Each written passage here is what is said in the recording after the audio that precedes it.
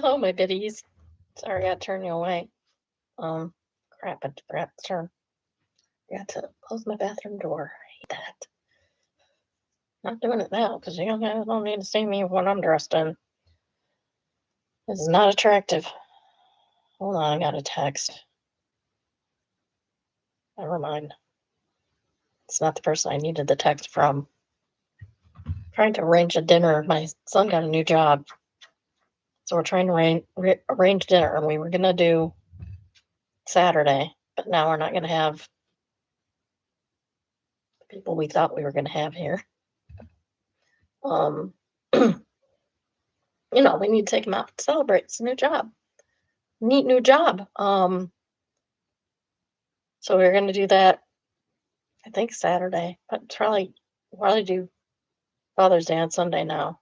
But and my plans for Friday night got ruined, so I offered Friday night, and Friday night didn't work for them, just fine. So now we're trying to arrange it for tonight, I guess. I didn't think it was a possibility, but apparently it is. He's got to use up all his time off at his old job before he starts his new job. So anyway, that's all that's going on here. It's rainy. Wish it would stop. Should check the weather. I haven't checked the weather today. I anticipated what the weather was going to be, but it ain't looking like that. Kind of dreary. My mood's not good to begin with because of the change of plans for Friday. So anyway, let's see the weather. Why is my weather thing not showing up? I don't know.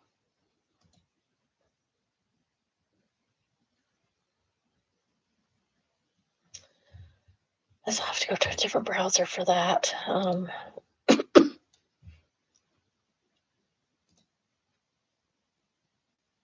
says partly cloudy and no rain. So it's literally dripping outside.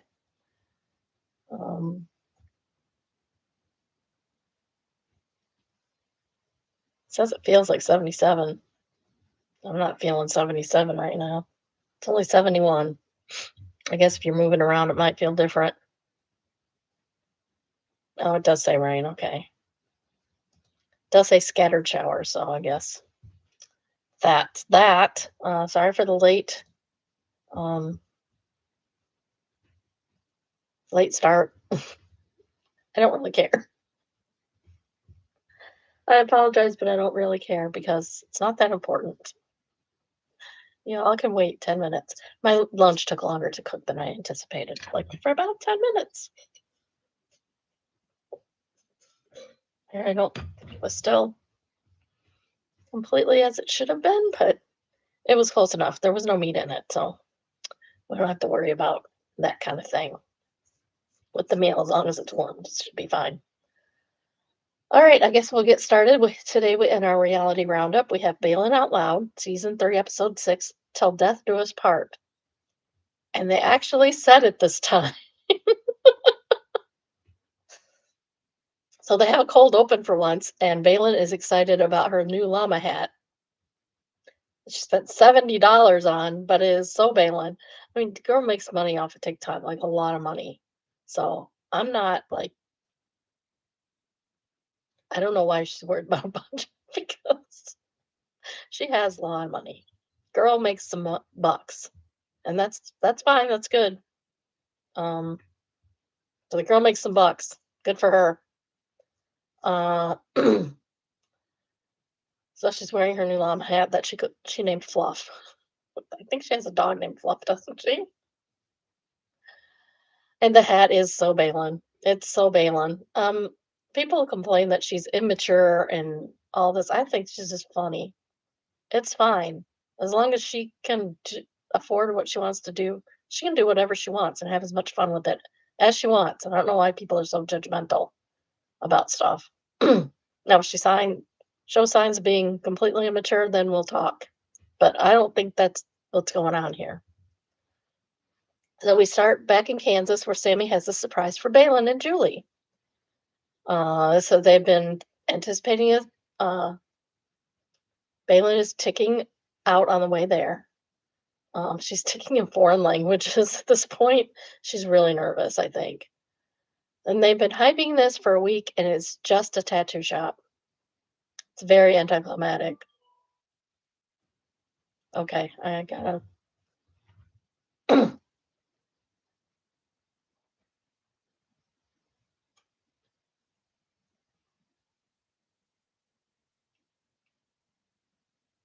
Well, I guess I'll make tonight's dinner tomorrow night then.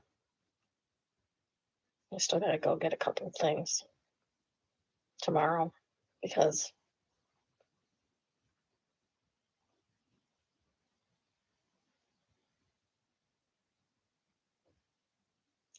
I can anticipate the answer to the next one.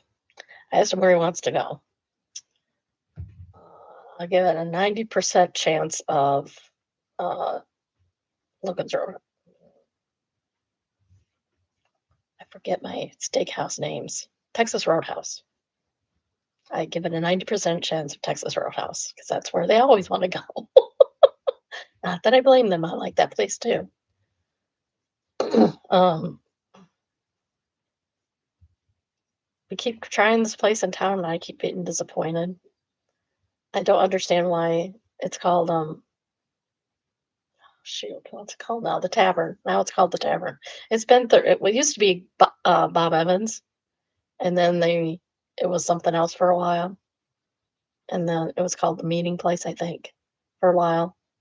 And COVID, I think, shut down the Meeting Place. Kind of what because they hadn't been open very long when COVID started, and now it's called the Tavern, and I don't know who the new owners are. I knew what the Meeting Place owners were because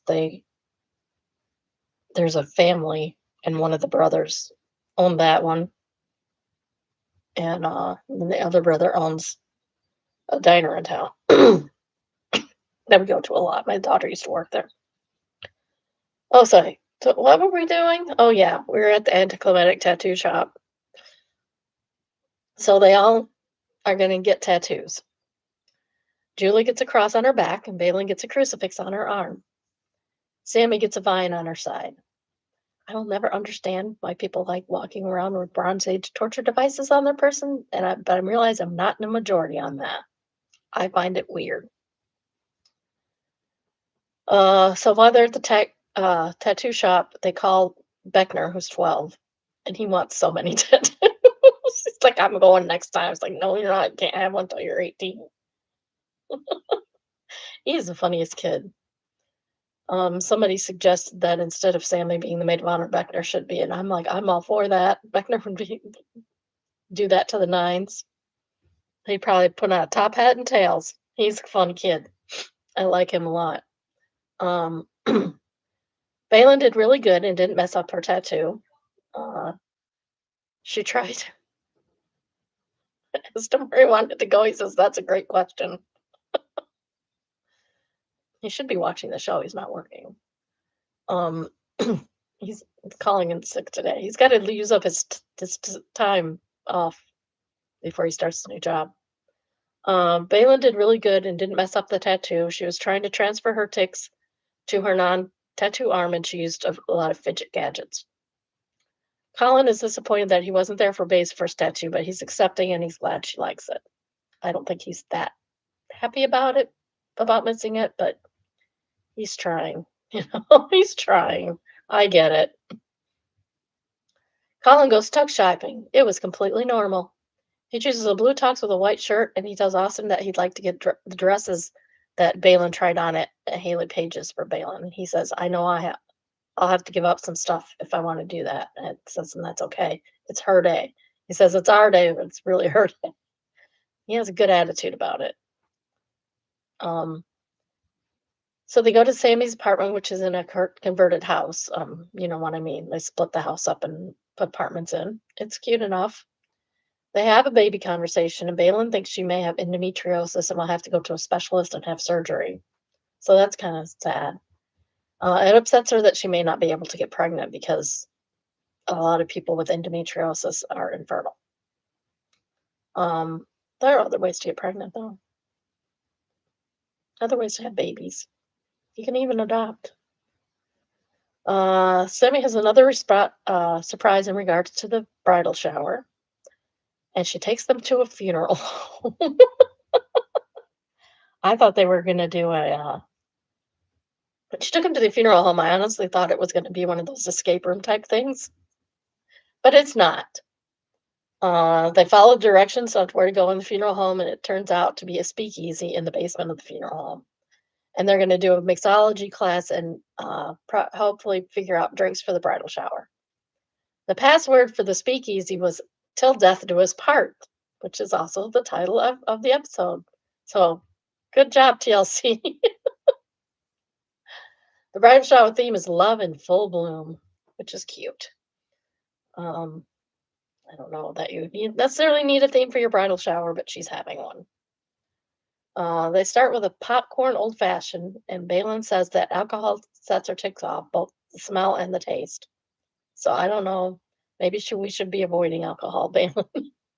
That's what I would do. If someone set me up like that, that's completely acceptable to avoid. I would do that. Because there's no law that says you have to, there's no law nor reason that says you have to drink alcohol at all. You can be sober, it's fine. Balin does not like the old fashioned at all. She suggests a champagne cocktail. So the bartender, Phil, it's Phil and Andrew, and they're a couple, which is cute. They're cute. Of course, one of them is bald, so Balin's got to do her "you're bald" tick at him. He's like, "Yeah, I'm bald." uh, so Phil suggests a strawberry champagne drink, and Balin really liked it. No notes. He's like, "Is it sweet enough?" She says, "Yes." Is it bubbly enough? She says, "Oh yeah." Next, they go to Creative Culture, where they will be making crafts and eating ridiculous milkshakes, and they look delicious. Ridiculous and delicious. And doing some wedding planning.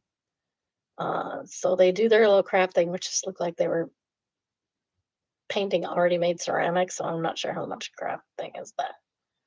And then they go with their milkshakes to another table, and Sammy gets out her laptop. Balin has picked the colors for the attendants, but she's leaving it up to them to pick their dress styles, pending approval, of course, because that's what you do. It seems perfectly reasonable. Sammy, however, she's going to assign the bridesmaids colors, but Sammy is going to get to pick hers, and she gets first pick, and she picks yellow. Sammy is then shopping for yellow dresses, and they're kind of arguing, and Sammy's kind of actually being rude about it. It's Bay's wedding and Bay's approval, and that's all that there is. I mean, Sammy's frustrated that Balin gets the final say because they can't agree on a style. Sammy says very frustratedly, "If I can't find a yellow dress that you like, then why even choose yellow?" Like, Sammy, you chose yellow. You can change. Change for a different color if you're not like agreeing on a yellow dress. Maybe yellow isn't the one for you. Sammy says it stresses her that Balin can say no, and just says, "Just pick out my fucking dress for me then." And Balin says no because she doesn't want complaints about that. And Sammy would probably complain because Sammy seems to like to complain. Balin says she doesn't want to have control over everything and that she wants them to have some creative freedom over the dresses. But she does get final approval, and this is perfectly reasonable. So send her 5 dresses that you like, and maybe she says no to all 5 of them, and then you know what styles not to have next time. And probably, but most likely, she'll approve at least one of them, if not more. Sammy says says she doesn't care, and Balin says you do, and she admits that she does. And then she calls Balin a bridezilla, which I find extremely rude. I don't think Balin's being a bridezilla. I think Balin is being a first-time bride. Hopefully, I mean, she should have control over her wedding. Hopefully, it's the only one. It's not like you have do-overs for your wedding. when you're hopefully only having one. And that's where they ended it with her calling her bridezilla. Next week we talk about Sammy calling Valen bridezilla. Actually, she seems like the opposite of bridezilla. Like, I like these colors. Pick a dress in this color. I let me approve it. If I don't like it, then I won't approve it. Okay, then we go on to our Reddit reads. The first one being, am I overreacting? It is entitled AIO. I blocked my friend for dating someone who is 18. Someone I've been friends with under a year is about to be 40 years old and she's dating an 18-year-old guy. Yeah, that's gross. That's gross if a guy does it. It's gross if a woman does it. No, 40-year-olds should not be dating 18-year-olds. It's insane. I told her 18-year-olds are basically kids at our age. They are. I consider my 30-year-old son a kid. She tried to justify it saying, I always viewed him as a man. Ew, that's gross. I was really grossed out. Okay, I guess we're going Mexican.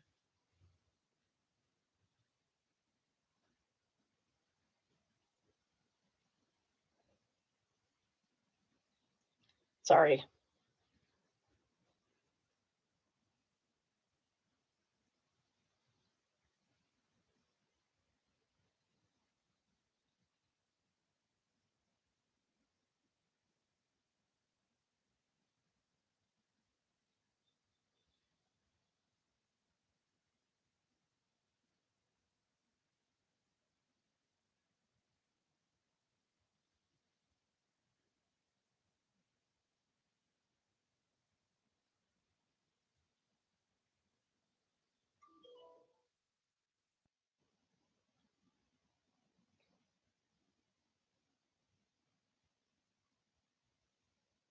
I'm gonna ignore his text until I get an answer from the little guy.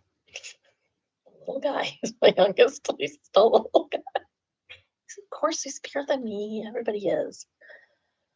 Okay. I was really grossed out when she said that, so I blocked her number on all social media platforms. Don't blame you. Apparently, she's never dated anyone close to her age. How? That's crazy. Edit. It seems most of you agree that I am nor. I was really second guessing myself because, yes, 18 is legal, but it doesn't make it right. Just because it's legal doesn't make it ethical.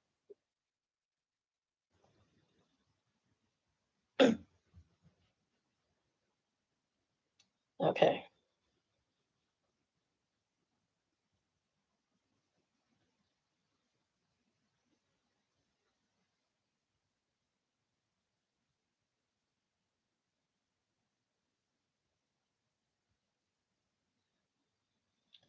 I think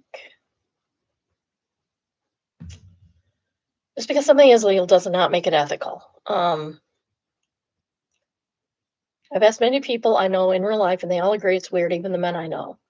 I do live in a pretty conservative state, which is why I asked Reddit. I'm sticking to my decision to keep her out of my life. Good for you, because this person is clearly a predator. Uh, P.S. In the comments somewhere, I posted a screenshot of the conversation. Next update. Legally in our state, he can't buy tobacco or any smoking products until he's 21. Same with alcohol. In my state, you can't even marry legally under age of 19. It requires specific legal requirements or parental consent. He has not reached legal age of majority in our state, meaning the laws of our state, he's still a minor. Some states do have 18 as still a minor. It's weird.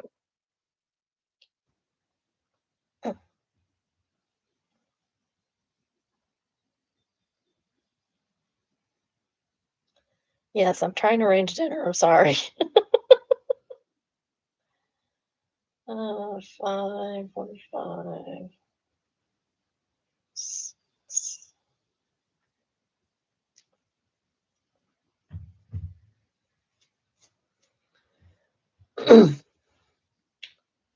However, being 18 makes him fair game for people like her.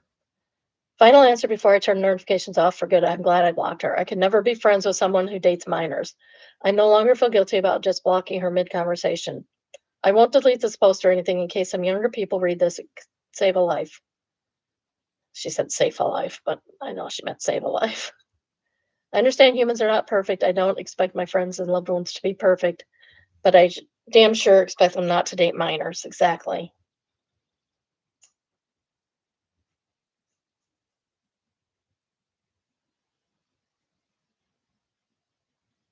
Somebody put an Ask Reddit thing. What is your opinion on a 19-year-old dating a 41-year-old? And the post was deleted. Does your friend also have Reddit? OP says, I have no idea, but I think it's just a weird coincidence. It was 26 minutes before they posted the thing.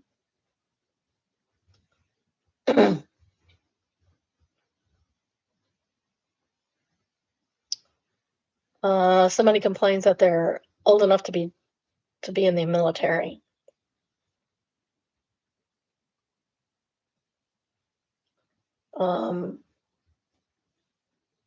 How old is 18 really? Is what they said. Just stupid. Fleebertism says, too young to die for his country. If that's what your thought process should be here. I'm so sick of this double standard being exploited to make it point in the opposite direction. Exactly, me too. Ethical answer is 18-year-olds aren't adults by any measure other than arbitrary law. We need to stop exploiting them, period. Someone said, thanks for reorienting my mind to that. So that's nice.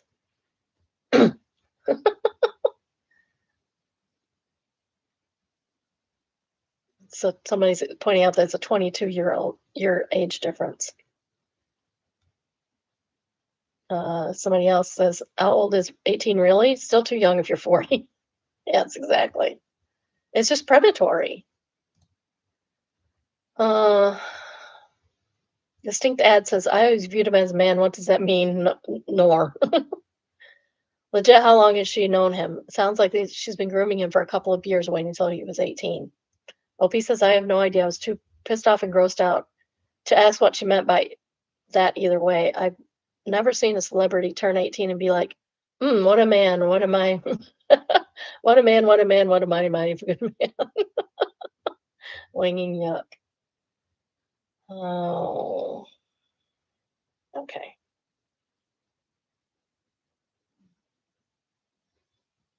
So, order at 6. Oh, they have to dinner at 6.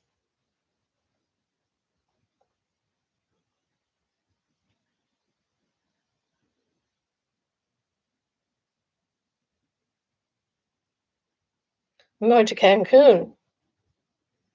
Literally going to Cancun at 6 o'clock today. Can you go to Cancun at 6 o'clock?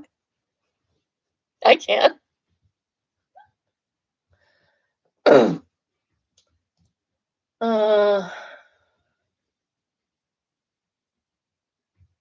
The next one's a meme.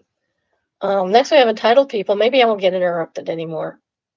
Entitled people, entitled kids brings his dad for backup, gets hard lesson. I was working nights at 7-Eleven by myself, female, 18, 19 at the time, 90s Canada. I had a kid come in and buy a bunch of stuff, paid with a credit card. As I always did, I flipped over the card while the kid signed. He noticed that I was checking out his signature and said something flippant about it being his card. I replied that it was my job to check, and he left. About half an hour goes by. I haven't thought about it at all. And all of a sudden, the kid comes back, storming in, followed reluctantly by an older man.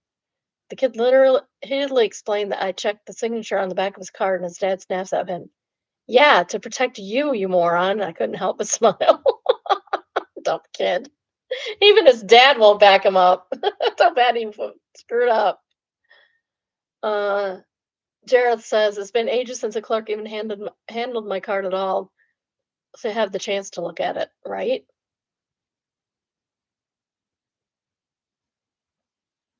Miss Inkfinger says, and yeah, I still get people trying to hand me their card to swipe like the last 20 years haven't happened.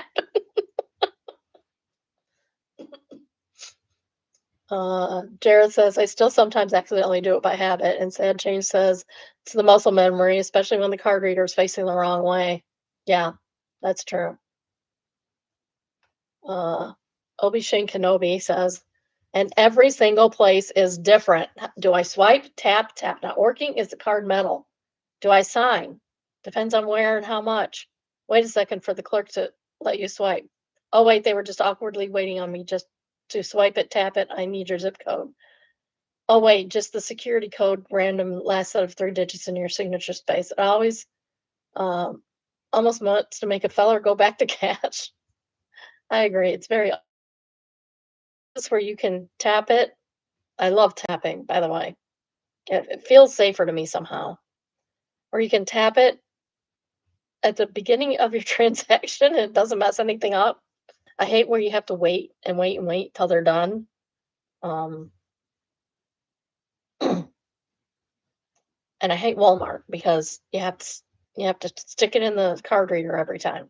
Like, why is Walmart the most the most rich grocery stores chain, grocery slash department store chain in the U.S. so behind on their technology in their stores. It's ridiculous. And we got new ones, and you still had to put them in the card reader. It's dumb. It's so dumb. I can't stand it. Successful Bet says, "Wait, you're supposed to sign your cards." Yes, there's a thing for that. Uh, Ham Eater says, "Me by myself, male by myself at 2023 at the time, late 90s Canada, almost midnight. I had a guy on a Harley come in for gas and paid with a credit card. I read the name of the card and that checked the signature, and they looked up wide-eyed. The name on the card was Dan Aykroyd. He noticed my unhinged jaw as he sighed, and he says, 'How are you?' in a perfect Blues Brothers voice. I didn't say anything as he turned and left. You're supposed to say, 'Nice to meet you, sir.'" OP said, "At the same location where I had this kid, I was selling smokes to another kid. I looked the name and the ID and he gave me and said, 'Dude, you're my cousin.' I hadn't seen him since I was 6 because his mom refused to let him have anything to do with his dad or his dad's family. We've been in contact for decades now. That's nice. I love a good uplifting story. That's lovely. Because now we have murder by words."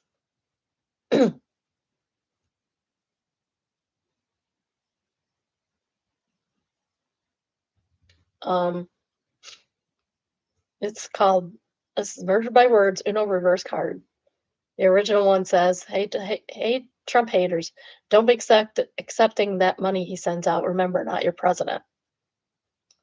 And the answer is, "Hey, Trumpers, don't be accepting that money he sends out. Remember, government handouts are for the weak. That's socialism." Love it. That's excellent. And Anna says, "What money?" Yeah, I'd like to know too, because I ain't got nothing. Colonel Convoy says, "Steals billions from the country, including his own constituents' money, then caw and jeer like wanging peanuts when he dangles $2,000. Dumb wanging people."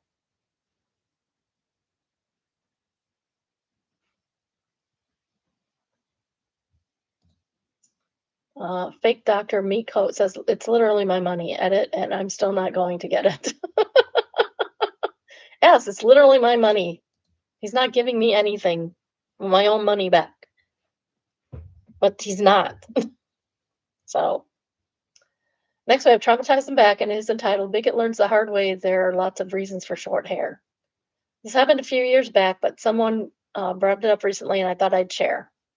I might have been a dick move on my part, but hopefully the guy learned a lesson. I'm a woman. About 10 years ago, I had super long hair past my waist that I decided to donate to charity. I've done that before too. I also decided to fully shave my head to raise some more money and was completely bald. About 6 months later, my hair started to grow back and I styled it into a cute short pixie cut, which is probably why you should have done that at the time. Oh, she decided to shave her head. Never mind. I read it and I didn't even register. 6 months later, my hair started to grow back and I styled it into a cute short pixie cut. I was out in a pub with some friends and a random guy was trying to flirt with my friends, but was being a complete dick to me. He was just being genuinely nasty, talking about how he was disgusting and unnatural and telling my friends they should ditch me. Why would you do that? That's weird. I had enough of him after a while and asked what his problem was. He told me he couldn't stand dyke bitches and that I was going to hell like all the gays. I hate people like this. Like, shut up. It's not your life. It doesn't affect you at all. I'm probably going to force myself on the other girls when they were drunk because that's what you're all like. Not that it matters, but I'm straight and I never talked about my sexuality with this random guy, nor had I been flirting with anyone. My friends and I were all stunned by this, and I asked him what made him think I was gay. He pointed at my head and said, "Only lesbians have hair like that." Um, my hair? I'm not a lesbian. Not married to a guy. And not to deny because I wasn't fooling anyone. We all just started staring at him in complete disbelief. Even his friends looked embarrassed. This is where I might have been a dick. I pulled up a picture of me with my bald head and looked him in the eye and said, "I used to be bald. My hair is only just growing back." He looked at the picture and said, "Why the wang were you bald?" I just coldly looked at him. "Why do you think some women become bald?"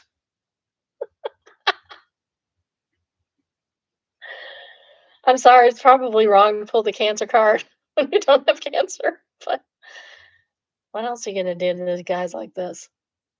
Um, Even though I didn't say anything else, I never confirmed or denied anything. I watched his and his friends' faces turn from confusion to complete horror as they all came to the same conclusion. They all thought this guy was being a homophobic dick to a cancer survivor. He started to apologize profusely, telling me he didn't mean it. Yeah, he did. You did. You did mean it. Don't lie. He had a family who had cancer, and he wouldn't have said that if he knew. I replied, "There's just a lot of reasons women have short hair. Maybe consider that before you start being a homophobic prick." His friends eventually dragged him away and kept apologizing to me for him. We decided to leave to avoid further drama. My friends decided to play along until we left. We had a giggle about it afterwards. I know it was wrong to make someone think I had an illness, and I have much respect and compassion for those who have fought and are fighting cancer. Obviously, you do. You donated your hair to them. Hello. But I hope that this guy thinks twice before berating a random woman based on her hairstyle. Also, alopecia. Alopecia will make you lose your hair, also. And there are some religions that require people to wear wigs. So they're not bald, but they don't have their own hair. And they learn not to judge others so quickly. Edit just to add because I keep seeing people criticizing my friends not defending me. They did try. We all tried to ignore him and tell him to leave us alone. He just refused to listen. We were all around 19, 20, drinking ages 18, 19 in Canada, 18 in the UK apparently. And he was older, big guy, plus he had a few drinks. I don't know if you've ever tried to tell a big drunk guy to go away, but it can be difficult and scary, especially if you're young. I don't know how he'd react. I also remember his friends trying to get him to leave us alone, but he ignored them too. The entire thing only lasted a few minutes, and we left pretty quickly after.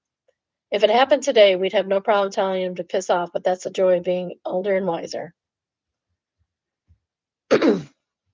Soldier Fairy says, if there is a time to make someone wrongfully think you have cancer, this would be the time. Because hopefully it prevents those a-holes from repeating their behavior around anyone who might be in a similar situation. Salty Name answers, I hope it prevents him from repeating his crappy behavior, full stop. Yeah, me too. Ik bin kein Banane says, it won't. He only apologized because he thought OP was a cancer survivor. All the vitriol he was spewing before that, he totally stands by those beliefs, and as evidenced by the fact that he never said that he was wrong for saying those things. A truly awful excuse for a person. Yes. Bigots are garbage. Public pressures is the second top rate comment, and she says, as a cancer survivor, I give you and anyone else full permission to use cancer any damn time you want if it shuts out homophobic bigots. Uppity Crip says, lost my gay partner 3 months ago today. Oh, I'm so sorry for your loss, Uppity. You go, girl. My partner would approve. Edit, he had pancreatic cancer and died 8 days after the diagnosis. He lost his brother to the same disease last November. Oh, that's horrible. Cannot believe it. That's like the worst. Now I'm sad again. Am I okay? We're all good. Uh, Up on Bop says, as cancer patient who has lost their hair twice to chemo, I fully endorse this. Various Mo says, I hope you're doing well. Up on Bop says, thank you. Multiple myeloma in remission, but no cure. I have fantastic doctors, an amazing family, and you know what? I'm doing well. That's good. Multiple myeloma is kind of a family thing in mine. So cross your fingers that I don't have that. I should get tested for that, honestly. Next we have What Should I Do? And it is entitled, I Can't in Good Conscience Leave It to Die. I think you're supposed to kill those things. This is what she has, and I think it's one of those very invasive animals. And so that just looks, oh,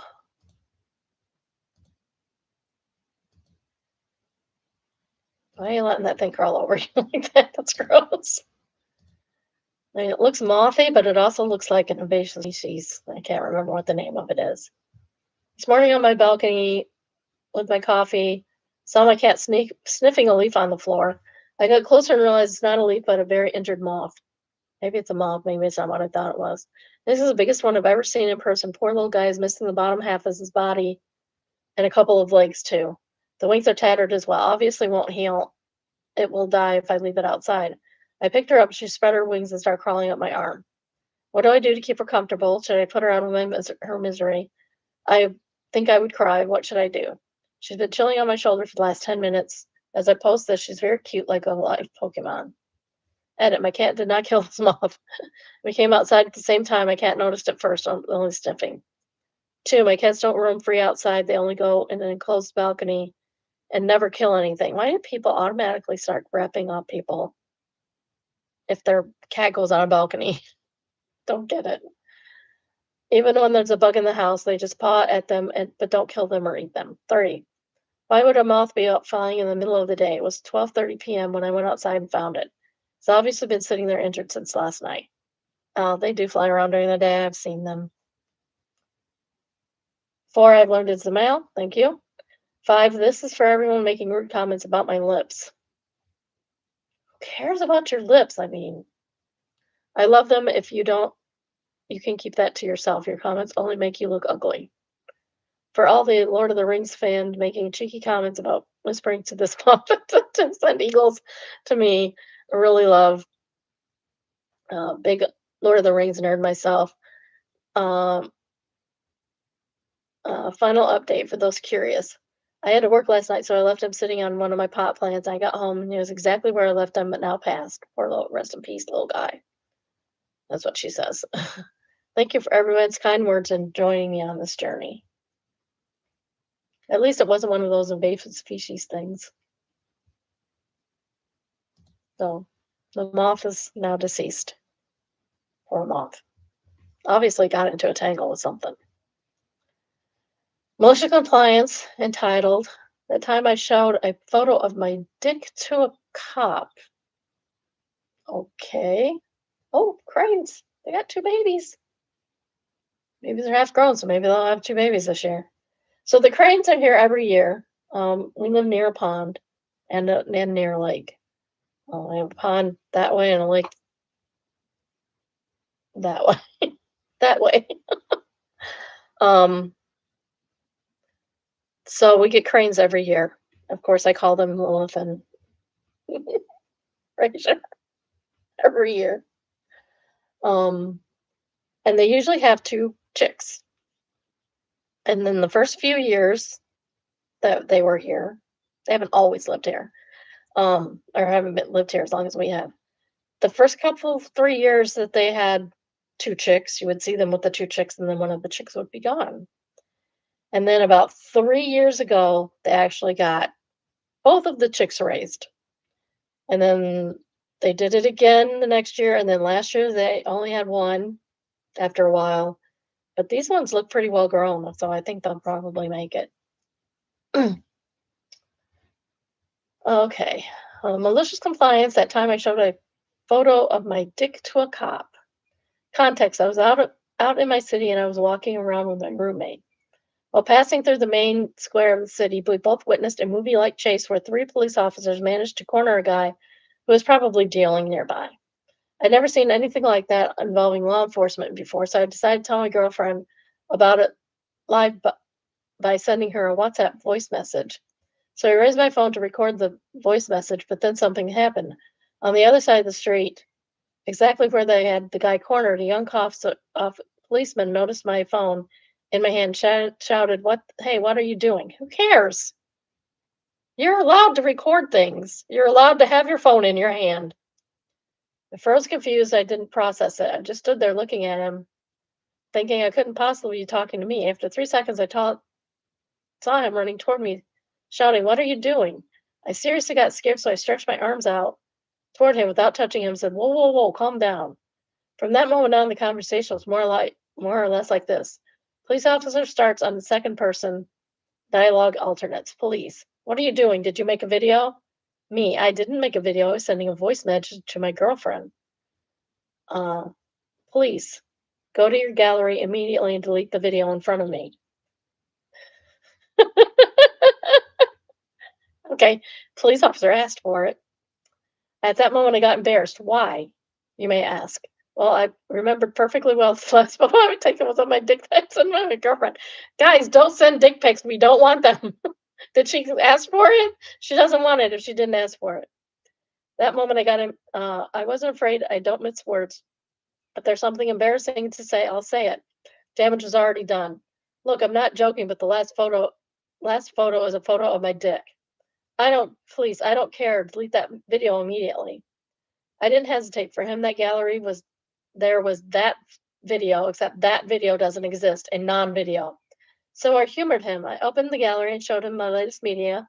I opened it. He saw it. He stood there for about 3 seconds, maybe to process what he was seeing. Then he closed his eyes and looked away. Police, get out of here. Guys, don't be a dick cop. If you're going to be a cop, don't be a dick. So we left, and he had every right to record anything he wanted. It is well within his rights to record the cops. This is how we keep you in line, because this guy is obviously a dick. I was crying with laughter. My roommate was too. All in all, it was a pretty great evening. King Kunga said, so the police tried to intimidate you into destroying evidence. That's not suspicious. Gozer Destructor says, what country are you in? In the U.S., if you are in a public place, you are free to photograph and video record anything you see. This cop was a petty tyrant and should be reported unless your country laws are different. OP says, as if the law ever stopped a cop from behaving like this, but he's not in the U.S. Exactly. More specific says, blah, ha, ha, that was cop, fellow dude. OP says he was around 30 years old. And he says, at least you got to show a cop what a dick he was. Coffee Extra Cream says, dick for a dick.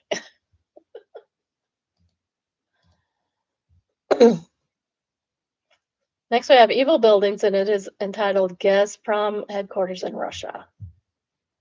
Well, any Russian building is an evil building. Oops, do that. This looks like not a photograph. It looks like a painting. It looks like a painting to me.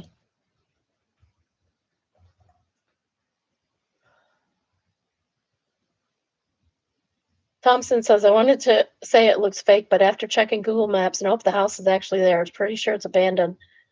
Still old thing next to the supervillain lair is interesting for view.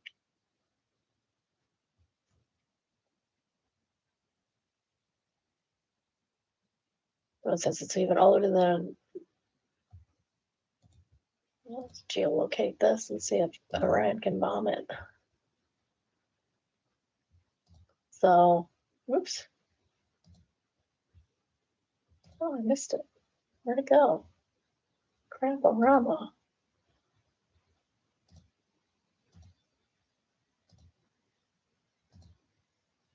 Okay, now I'm lost. I think we have to go back.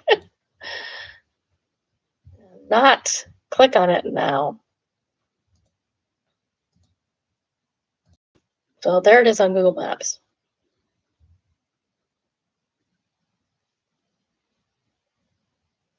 It's in St. Petersburg. Ukraine's um, bomb in St. Petersburg. I hope so. They can destroy it. Lots of lovely buildings to fall out of.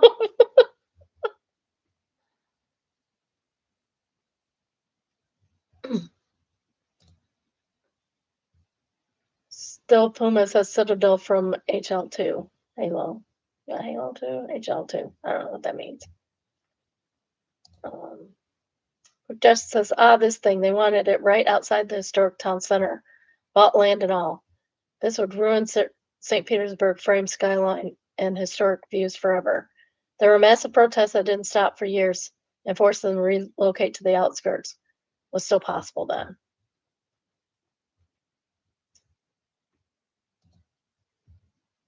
They used to be able to protest in Russia, apparently. Probably can't now. Next is AITAH and is entitled AITAH for hiring professional cleaners to prove my mom was a spite cleaner. This is from a few years ago, but it's come up in arguments lately, so I figured I'd get some outside opinions. My mom is what you call a spite cleaner. She uses cleaning as a tool to control, nag, whine, and whatnot. And they spelled whine as in the drink, not whine as in the little voicey action. My siblings and I bore the brunt of it. Often she delegated cleanings to Saturday or Sunday, which we called Hell Day. I have a friend who went through stuff like this. She would usually go buy food for the weekend / errands and leave us to it. And it seemed no matter how much cleaning we did, she was never happy with the result. And the day would end with all of us arguing and upset. Sometimes we would barely do any cleaning since the end result was the same, her complaining. I wouldn't do any. I don't blame you a bit. I'd do the bare minimum. And you can whine about it. Because you're going to whine either way. So I might as well not put any effort in. Venting to each other outside the house one day, my siblings and I decided to prove she was just complaining for the sake of complaining. We set up a GoFundMe to raise funds to pay a local house cleaning company, posing it as something along the lines of to help us get a professional house cleaning to surprise our mom. And we were able to raise a few $100s from mostly from family and friends who knew our situation, which covered the cost and the nice big tip for the cleaners from what was left. So one cleaning weekend, when our mom had shopping plus getting the car looked at, we scheduled the local cleaners to arrive. They were two very nice women who proceeded to clean the house till it was sparkling. We chatted for a bit with them while we were working, and one of the ladies almost had 20 years of experience cleaning homes, the other 8. With their consent, we filmed some clips of them cleaning and saying it was to surprise our mom. So mom gets home with her uncle who is coming to dinner, and she's barely in the door, and she's already started complaining about our usual subpar cleaning. That either my brother didn't clean the surfaces well enough, or that my sister didn't sweep one spot. These were repetitive complaints she often said. Long story short, we showed her the footage, her face gets red, and she proceeds to scream at us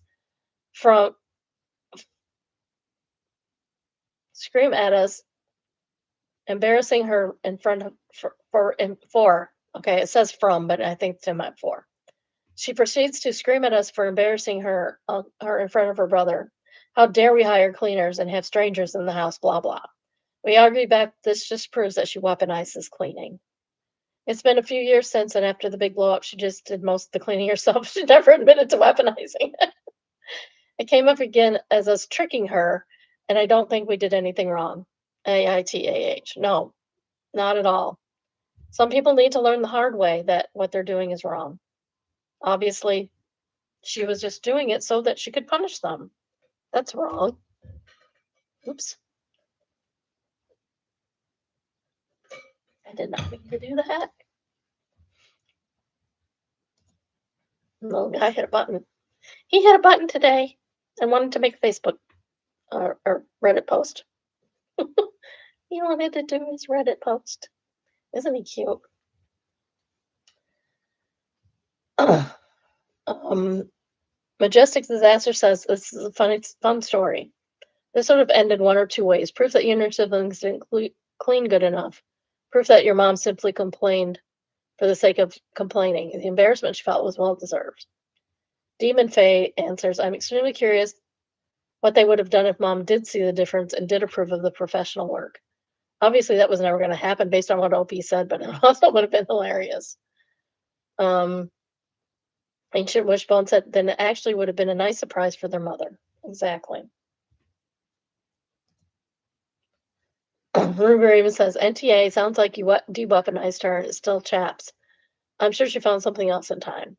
Ice Seeker says, yes, she sounds like the type of person that rebels in being unhappy.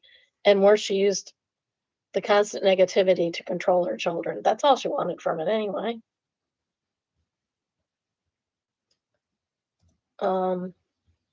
Plastic Scoop says, you didn't trick her, you exposed her. Sometimes it's never good enough. Did anything else come from it? Did she tell her friends and other family members how terrible her kids were for doing this? NTA. Probably. She probably told everybody she knows how terrible her kids are and how they ruined. Now she has to clean the house all the time because otherwise they'll hire a cleaner to do it and she can't complain. Oh, people, I'm telling you, I don't understand them. If my kids clean my house, I'd be thrilled. If my kids hired me a cleaner, I'd be even more thrilled. I actually clean homes. Next, we have Neighbors from Hell, and it is entitled "Neighbors Gate Opens in Our Yard." We bought our house earlier this year and are running into mild conflict with our neighbor. Our property backs up to the school behind us, and there's a gate in our back fence that opens to the athletic field and parking lots. This is not unusual. This is pretty normal for uh, properties that back up to schools and parks and stuff. Our neighbor's property does not connect to this fence line. They had to deal with the previous owners of our house that they could use the back gate and had a separate gate installed in their fence that opens to our yard so they can use the back school gate. They use this gate for their family friends to cut through our yard and into their back gate. They park at the school and cut through instead of driving around through our subdivision. They really only cut through the back corner of our yard. It's maybe 15 feet gate to gate. So we've been super chill about it and it wasn't a problem. But now our neighbors have been requesting we not let our dog poop back there because their family is tracking poop in their yard. And to not let our dog pee there, like you can control that. And they think our compost bin is an eyesore and that we should take it down. Also, their guests can have a more enjoyable walk through my yard. I've ignored it up to this point, but I'm tempted to slap a lock on that gate. What do I do? Slap a lock on it? Remove or lock the gate and tell your neighbor they are no longer able to access your property. Entitled Much NFH.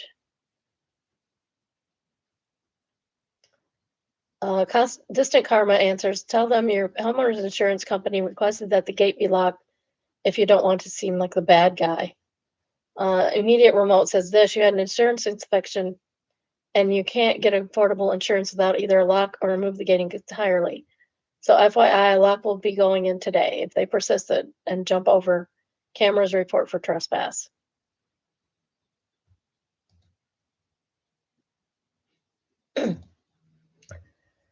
Lon Shagner says, no more gate. You've been nothing but accommodating. Now they have ridiculous special requests. It will never end. Shut down. Yeah. Suspicious Grant is a third top rated comment, and they say, I'd stop access for liability reasons. If someone gets hurt, they'll quickly sue. And Crap at the thrift store says this would be my main concern. Okay, we're going to do the fifth one from Fiesta Fan. It says, our dog lives here, you don't. Since the walk isn't enjoyable for you, I will be locking the gate and not subjecting you to our yard any longer. Next, we have Be Non-Existence entitled, I Love Being Mediocre. Every time I say this, people rush to correct me. I say I've said something incredible, self-deprecating, but I generally do not see that as the case. If people can be extraordinary at anything, it stands to reason that people should be able to be mediocre at things. I love being mediocre. I paint. I'm not great, but I'm not terrible. I can paint a pretty landscape and put the colors where I want them. I'm also pretty. Oh, baby dear, you're so cute. Oh, how adorable. I love them. They're so super cute. They're just hanging out there now. Okay, let's start the paragraph over because I got distracted. I don't have ADHD at all. Not at all. Not even a little bit. I paint. I'm not great, but I'm not terrible. I can paint a pretty landscape and put the colors where I want them. I'm also pretty good at drawing. Not the best, but definitely not good enough for my purposes. I'm not an illustrator, but people say nice things when they glance over my shoulder at what I do. I'm an average student. I'm not top of the class. I'm not bottom, but always good enough that I pass with enough to improve on, that I never get bored. I'm all right at work too. I'm not some kind of prodigy, but I work in a hospital and patients thank me. I'm all right at writing. I have a little web series I write, but I do things cringy sometimes. People like it and I like writing it. I probably wouldn't be so good an author, but hey, I don't want to be an author. I have a physical disability, so a lot of sports are off the table, but not all. My climbing gym has 10 routine difficulties, and I've been hovering around the fifth one for a while. I can't throw myself up a wall in 4 seconds flat, but I have lots of fun, and I always smile when I leave. I can cook well enough that I make myself happy. I can't dance, but I do jump up and down with my friends. I can't sing, but I know all the words to my favorite songs. My dexterity isn't great, but I can play some riffs on my favorite songs on the piano. Okay, you're better than the piano than me then. Passion always beats talent, so I don't need to worry that I'm not naturally talented at anything. I can work on anything and get better. I'll never be a world class, but I'm also pretty shy, pretty camera shy, so that's probably for better for everyone. And I never get bored. Jack of all trades better than none. I'm happier if I was just a jack of one. I'm happier than I would be than if I was a jack of one. Cassandra Jenny says, I'm really sorry to tell you this, but this post is above average. Feeling luck says, shh, don't rain on their parade. Quality Computer says they aren't actually mediocre or average. Most people don't have this many hobbies they engage in. Seems like they're doing pretty well in all their hobbies. Also, they seem to have a good mental health and are pretty happy too. I think they meant to say they're happy even though they're not so best superstar. Yeah, you don't have to be the superstar to be happy. I always say I'm my friend's most boring friend, and usually I am. Last year, not so much, but usually I'm my friend's most boring friend. Palmwick says, I love the last line and I love this whole message. I'm learning to like being ordinary. I love being ordinary. Queen Marionette says, you sound well rounded and absolutely delightful. And this post is worth saving, so not mediocre. And next we find Satan. This is Found Satan, entitled, Would Pay to See This Happening.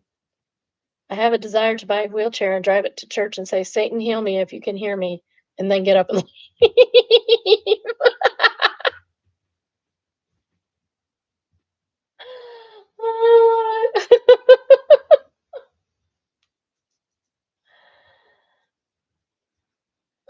Something that I cannot figure out what it was supposed to be says you'd have to sit in the chair all day prior to really let your legs wobbly to sell it. Maybe make an edible and a few beers to drive it home with your weak stance. No, Satan cures perfectly. So you just get up and walk away. Actually, you run away. Oscar says, let's take it one step further. Become a member of the church. Get to know the members. Partake in community events.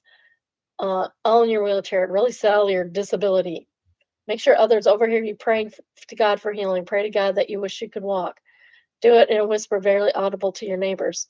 Sit in different pews and repeat. Make sure everyone hears you at least a few times.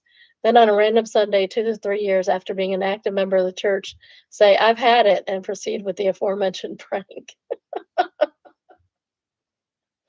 That would be a lot of work. I could not do that. The original commenter says, also ensure that to have Satanists point out the charity of it, no strings, really sell it. Acceptability thanks says, Run a mile and do 100 squats, 50 lunges, and then you're golden. Second top rate comment is from Results Cute, and they say, okay, so won't have the same effect unless you, of course, become a regular at the church and get them to heal you. After months of failure, then pull this. Um, PM Me or Mudflap says, I live in Texas, and well, horse person that does this at a mega church. Menace Minded says, I'm not in Texas, but if you pay me for the trip, I'll do it myself. I even have an upside down black cross with Baphomet on it. Oh, that's great. Next, we have Just No Mill. My Mill is sad that she didn't get to spend her first grandmother's day with her baby. Grandmother's Day is in October, man. That's Grandparents' Day. Long story short, yesterday was my first Mother's Day, and I was very excited. It never made sense to visit mother in law. She lives an hour away, and baby hates the car seat. I invited her to my mom's proposed meeting halfway or coming to my house. Nope, she wanted us to go to her house. Nope. Sometimes you have to meet halfway. Sorry. So of course my baby was tired and decided to take a long nap. Yay. And it got late, 5:15, so my husband went to his mother's by himself. I texted mother-in-law to thank her for the gift she sent, and she said, I'm so sad I didn't get to spend my first grandmother's day with my baby. I'm like, what? Grandmother's Day? You mean my first Mother's Day? She didn't even text me to thank me for my gift or to congratulate me.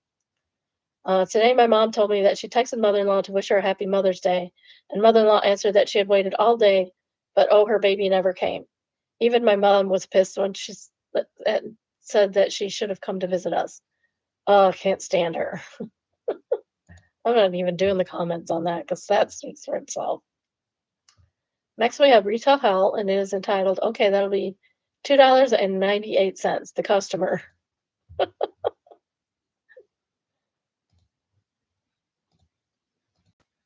$100.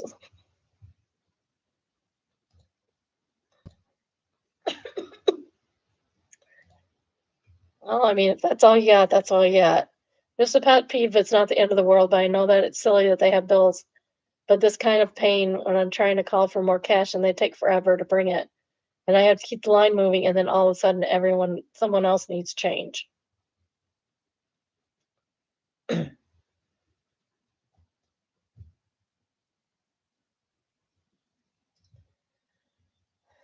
gonna sneeze, sorry.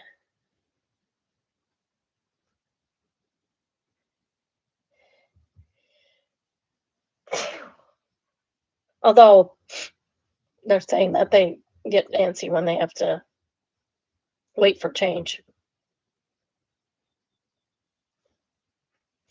But I don't know why they have to keep the line moving because that's silly. If they need change, they need change. It's not their fault that the person bringing the change is slow. That's the petty revenge and is entitled Go Ahead and Make Fun of My Breasts. I was at a bar waiting for my husband, wearing a somewhat low cut blouse for him because it was our anniversary and we were going out for dinner after. This was about a year after my double mastectomy for hereditary breast cancer. My new breasts didn't quite look natural yet, so they were just settling in and looking buoyant. We already read this one. What the heck is going on here? We read that one. Sometimes I mess up when I copy them over.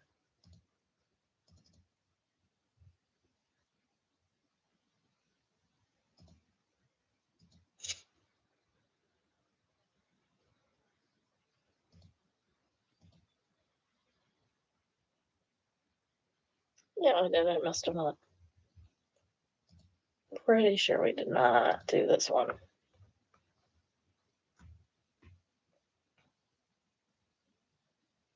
Nope. I think we did that one too. Where did we read this one then? All right, I'm going to read it again then. Oops.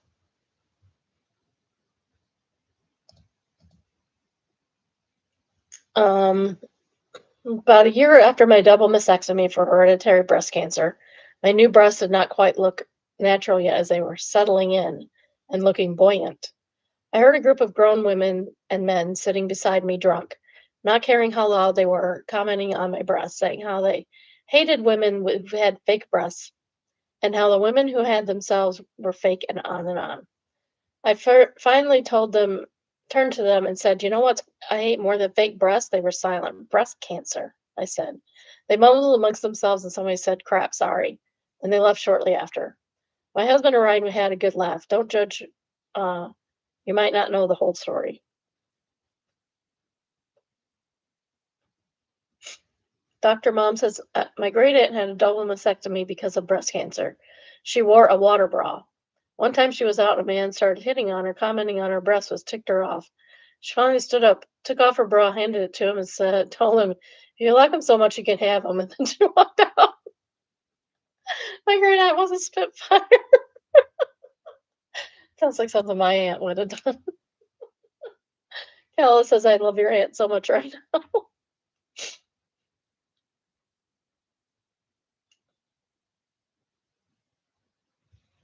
Oh, that's funny. Mysterious Outcome says, "You lost some weight. What's your diet slash secret? Secret stage 4 cancer." I've used it once to shut someone up. Electrical Apple answers, "I was hospitalized for renal failure and spent weeks recuperating. I lost a lot of weight. When I went back to work, I found out that a coworker was telling everyone that I had weight loss surgery and just made up my illness. I told her I had been on the get sick and almost diet and reported her to HR. Good." Um, Somebody asked how the HR thing went, and eventually she was fired for a long list of reasons. She was friends with the manager, who always looked the other way, of course. Sleepless Sea, Sleepless in Sea is the third top rate comment, and they say, "I cold capped during my breast cancer chemo and came home one evening with my cap still firmly frozen to my head. I was parked sitting in a car with the heat on for no more than 5 minutes before my super uptight neighbor came and banged on my window, screaming about how I was polluting the environment. I rolled down my passenger window to let her see the contraption on my head and faked a few sobs about my chemo. She slunk back to her building with speed, never bothered me again after that." Man, why are people so worried about what other people are doing? Car exhaust anymore is not all that polluting. A few minutes running the car is not going to kill anyone. Promise.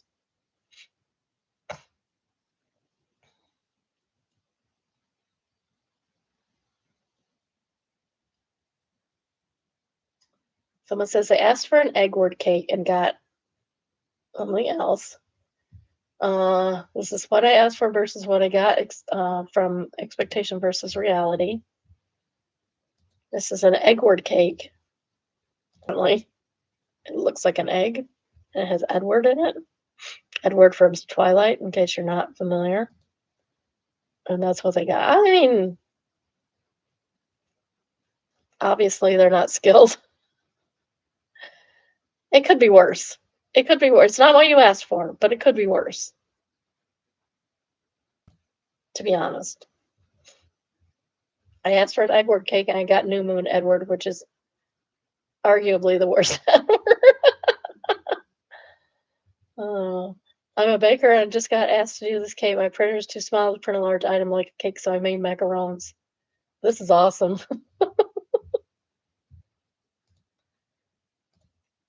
That's how it should be. It's so awesome. I love it so much. Oh, I hope my daughter watches this. Oh my goodness. It's hysterical. I can't even. Oh, someone says I need these for my next work meeting. You should put your boss's face on them. Someone said, imagine uh, a combo between Edward the Jasper stare and the lifeless Bella eyes. Oh my goodness.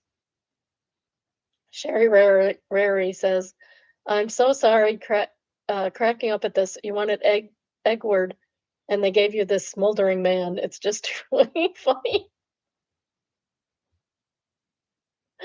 Oh, oh, Uh, Roro Ricardo is the third top rate comment, and they say, "This is the funniest thing I've seen on the sub." They were really like, "Let's get you a better picture." The Skyla of the Depths says, "I absolutely love it because you know they were actually trying to do a good job by finding a better picture, and absolutely innocently did not understand the memey nature of the request. I just imagine the baker as a little old woman like my mom who uses the internet to read Yahoo News."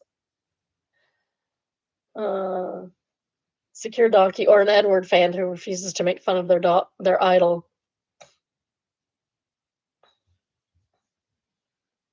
Oh, that's funny.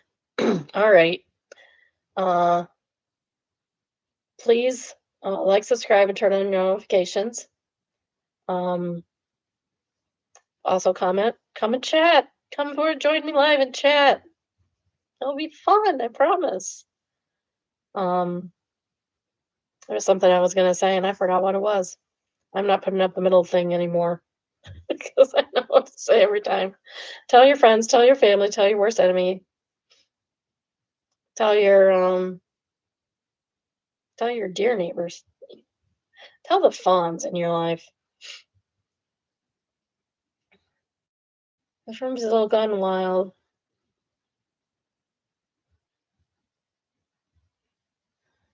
I don't know how this got the top thing, but uh, it says I'm gonna cry myself to sleep. It's Florida's needs to be burned down. I don't know what we're getting, but that's the picture they gave us is a Google shot. Oh, yeah, that's not good. That's not a good replacement for that house. Is it even the same house? Oh, it's from, it doesn't even look like the same freaking house. They just carved paved paradise and put up a parking lot in the front yard. That's horrible. I'm trying to see if it's the same. They totally ruin the aesthetic of the neighborhood by doing stuff like that. Yikes. Woolly Man says, I'm going to pretend there was a termite infection and the facade wasn't salvageable and accept that as fact and then go to bed. Oh, I hate it so much. I took classes, like historic house classes in college. So, like, I know all the styles and all that stuff. That just breaks my heart. Where's the ice cream is the second time break came in. They said the landscaping too. Why would you get rid of those trees and hedges? Uh, Reader read it once. Says, monsters, a mature Japanese maple just gone. Publicio says, I think there's one to the left. The one in the middle was hacked, but even though they mangled that tree, overall, the before yard and house were charming. I'd like to sit in that yard. The house and yard after photo are grim and soulless. If depression was a house, this is one. Yeah. Yes. This house is depression incarnate. Third top right comment is from Vidarians. I hate them. The OP says, I just know that there's a man that people do not like. Feel it. Oh, that's depressing. I can't even. Next is Am I the Jerk? And is entitled AITJ for making my roommate pay me back immediately after he used my tuition money? No, absolutely not. Who should be? What? Are you kidding me? I live with two other guys near campus. We all split groceries, utilities pretty casually, and usually just send each other money without issues. Last month, my parents sent me part of my tuition money early. I kept it in my savings account because payment for the semester wasn't due yet. That makes sense. I mentioned this one night while we were all talking about classes and financial aid. A week later, I tried paying my tuition online. My card declined. I checked my account and almost $900 was gone. I genuinely thought my got hacked until my roommate admitted he transferred the money to himself using my laptop. because I left the banking app logged in. That's theft. Also, it is computer fraud. You can get in real trouble for that. He said he was desperate because his car got impounded and he needed it for work. The part that shocked me was he acted like it was some normal temporary loan between roommates. He kept saying stuff like, "Relax, I was going to return it after my next paycheck." I completely lost it and told him I wanted every dollar back by the end of the week.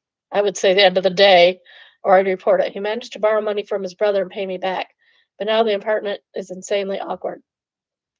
My other roommate says I escalated things too fast. No, he did not. It costs money when you get declined sometimes. And I should have handled it privately instead of threatening police over roommate drama. No, this is theft and fraud. Computer fraud is extremely serious. But to me, this wasn't borrowing. He literally logged into my account and took money without asking. So AITJ. No, absolutely not. Move out. Move out. Find better roommates. Prestigious Gain says that is stealing. He is lucky he did not report it. No relationship, or OP answers, yeah, I didn't really see it as a roommate drama at that point. He accessed my account and moved my money without asking. So it crossed a clear line for me. I just wanted it resolved fast and the money back. Crimson answers them. Other roommates' comment doesn't make sense. You did handle it internally. Externally, it would have been a police report. The thief is lucky you were able to handle it like you did. You need new roommates.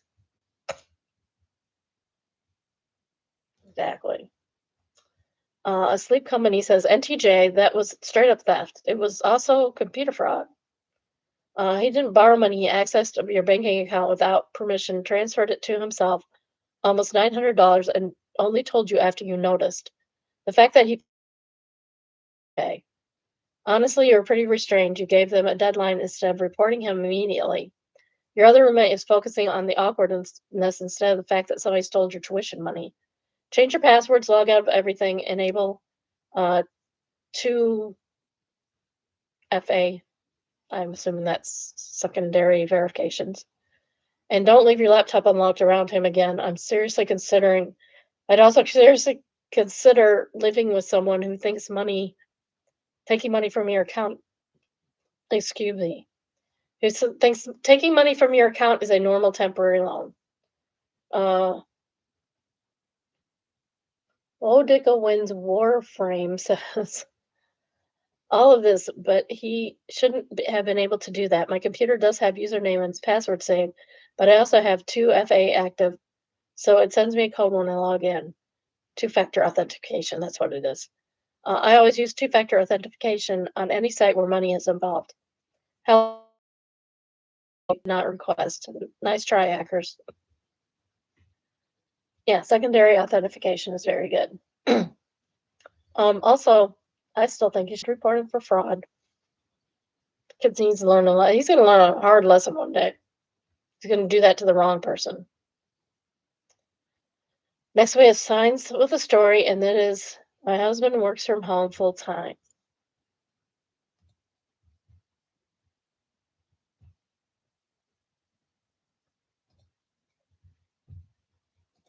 I assume this is their house. The internet service we have is fine. We do not want AT&T. No solicitation means you. Actually, I loved AT&T when I had it. Huawei was the best way. I'm telling you right now. Huawei was the best. Best internet service I ever had. Affordable, didn't rip you off, fast, rarely ever went out. What I have now was Spectrum. Used to be Concrap. I think they changed the name just because everybody called it Concrap because it was terrible. It's been better lately. They upgraded it a couple of years ago, and it's been better since then, but still not great. PM Mirnopala says, God, how many times have they bugged you to have to finally resort to this? OP says 3 times a day for multiple days. That's insane. That's not solicitation, that's harassment. That's harassment, OP. G14 Mog says that AT&T solicitors are probably part of some pyramid scheme. Devil source got roped into one and quit after 5 weeks. Minutes from the Mall says, absolutely is. Their organization is called Sidecore. That's the same crew you see in Best Buy, Target, and BJ's. High pressure helicopter salespeople that promise you the moon with fake offers, screw up your bill, and will pack up and move the next town before they have to face consequences of their actions. Worked in the wireless industry, not third party are bad, but Sidcore is not to be trusted.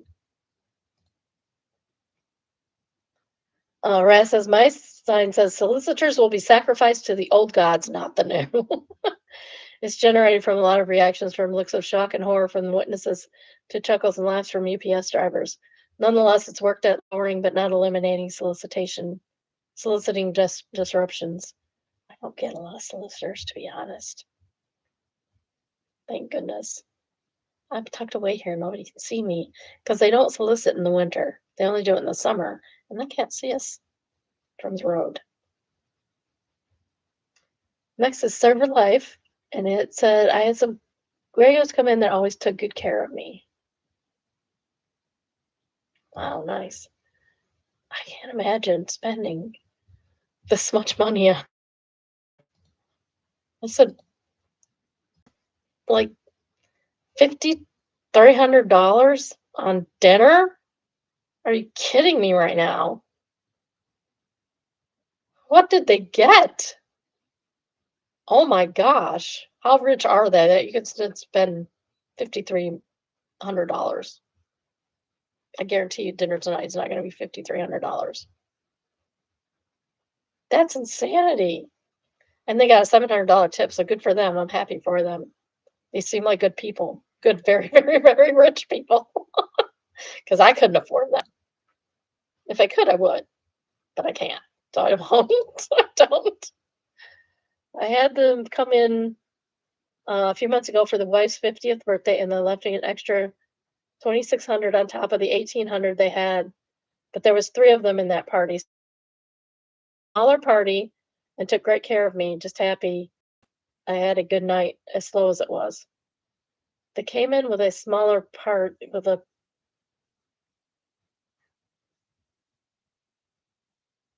Oh, the last time I had more people, and they gave them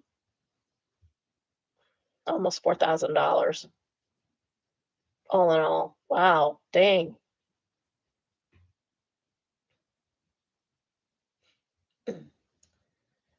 Dang. Where do you work? It says, I love the regulars at my restaurant. Some have been coming in for years on holidays. Cookies and donuts. That's nice. Opie says, I love that we have a bunch of regulars that do the same. I never even thought about doing that. Hellish Halcyon says, Holy Wang, where do you work? Just my honest reaction. OP says, I work at a high-end steakhouse in Atlanta. 3 people, $5,200. That's insanity. They say, were they getting expensive bottles or something? Crazy bill both times. Congrats. OP says, this time they got 3 bottles of Schaefer Hills Select, $800 a bottle. And last time they got 8 bottles of Schaefer at $300 a bottle. And our 8-ounce prime steak start at $90. That's insanity. No wonder these people can make more money than God. No wonder they don't want a wage. Next, we have confession. It is entitled, I lied about speaking Spanish for 8 months at work, and now there's a meeting with HR tomorrow. Good luck with that. I work front desk at this airport hotel. During the interview, my manager asked if anyone spoke Spanish, because apparently half the guests coming in there only speak Spanish, and they were desperate for bilingual people.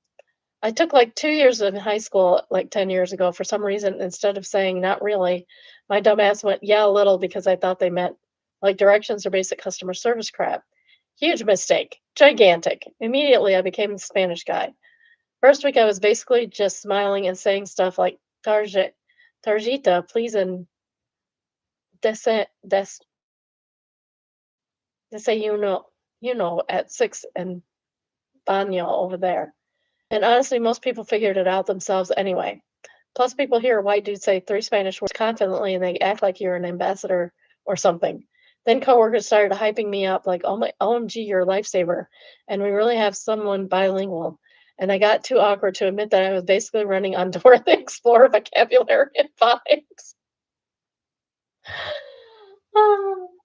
So I just kept nodding along. Every shift, somebody would drag me over, like, "Hey, can you translate?" And I'd stand there sweating through my Marriott polo, saying random broken sentences while praying the guest understood enough English to meet me halfway. Sometimes they did. Sometimes they looked confused but polite. One guy asked if I was from Portugal, which honestly should have been my sign to stop, but instead I doubled down for 8 months. 8 months. Everyone fully believes I speak fluent Spanish now. My manager literally introduced me to new hires as our bilingual staff last month, and I stood there like a hostage. Then last week, this family driver called out, and someone clogged the toilet in room 214 with what looked like an entire rotisserie chicken from Popeyes. I swear to God, little kids screaming, grandma pissed off, everybody exhausted from airport delays. My manager sees them arguing and immediately goes, "Thank God he's here," and points to me like I just arrived to negotiate a hostage release. I walk over and instantly realize I'm cooked because they're talking fast, fast, like real actual Spanish, not textbook. Hola, mi llamo bull crap. I caught maybe every fourth word. Hotel Nino, aeroporto, no sé, maybe. Honestly, I don't even remember. I panicked so hard my brain started to pull from random Italian because from Duolingo because apparently under stress I become a European soup. I said something like "Uno momento, por favor, la habit habitación esta maybe pronta," and the grandma looked at me like I just spit on the Pope. The dad got angry immediately and started saying stuff faster and louder. I just kept nodding and throwing out random words, hoping one would land. At one point, I accidentally said "arrivederci." Arrivederci. Why would I say that? He did repeat it. Um, Eventually, this other guest stepped in and started translating normally, and I swear the entire family looked relieved. And someone finally unplugged the malfunctioning robot. Turns out they thought I was mocking them on purpose because my Spanish sounded insane, and honestly, fair enough. Apparently, they filed a complaint saying I was making fun of them. Now, wants me and my manager in early Tuesday morning to clarify concerns regarding guest communication, which sounds like corporate for you're about to get your ass blasted. The funniest part is my coworkers keep telling me not to worry because I'm literally the best Spanish speaker we have. Oh, brother, I don't even know what "tensei estoy" is. I have spent 8 months surviving off confidence and the word gracias. I feel actually sick. Like I could have ended this at any point by just admitting, "Hey, by the way, I barely speak Spanish, but every week that passed made it weirder. And now I'm probably going to lose my job because I was too socially awkward to say my bad. I exaggerated." Dude, why didn't you just start learning Spanish? You have Duolingo, for Pete's sake. To be honest, part of me is considering just learning Spanish overnight before the meeting, like Rocky Montage crap. I opened Duolingo earlier and got humbled by a cartoon owl asking me where the library is. He deleted it's got oh, this got removed by Reddit filters, but it's too funny. Why Reddit? Why are you deleting stuff? Why are you deleting stuff? It's insane.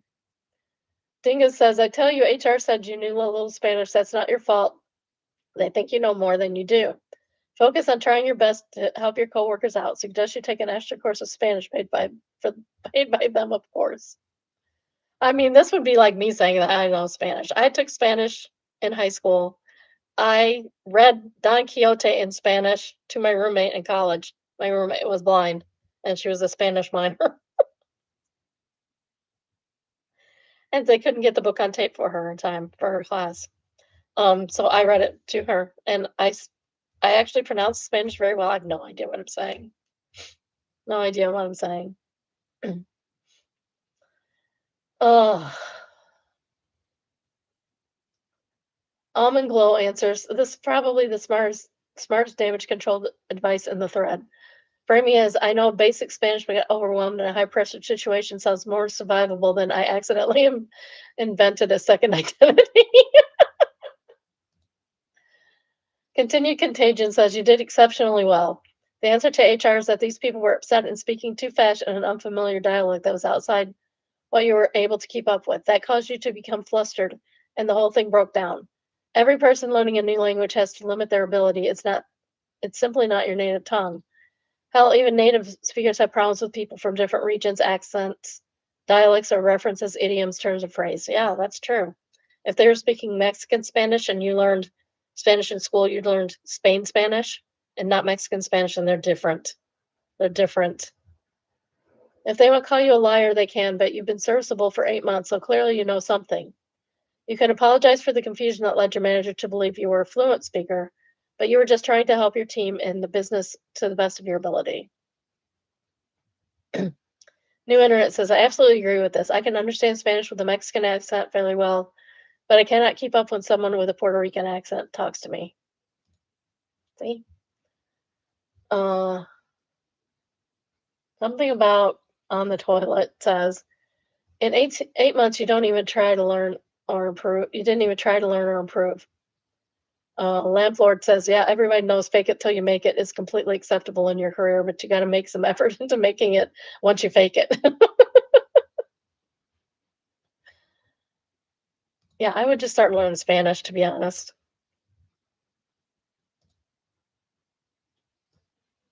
Okay, this is wild. Worker saves college with flying kick from electric shock. This is from Interesting AF. It's not the top one, which is supposed to be today. The top ones are supposed to be today, but that one was gone. So I don't know what it said. So, and I forgot to share it. Dang it.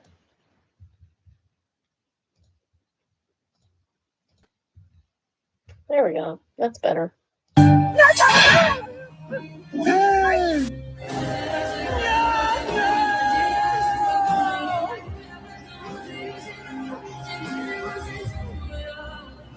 It's hard to move once you're electrified.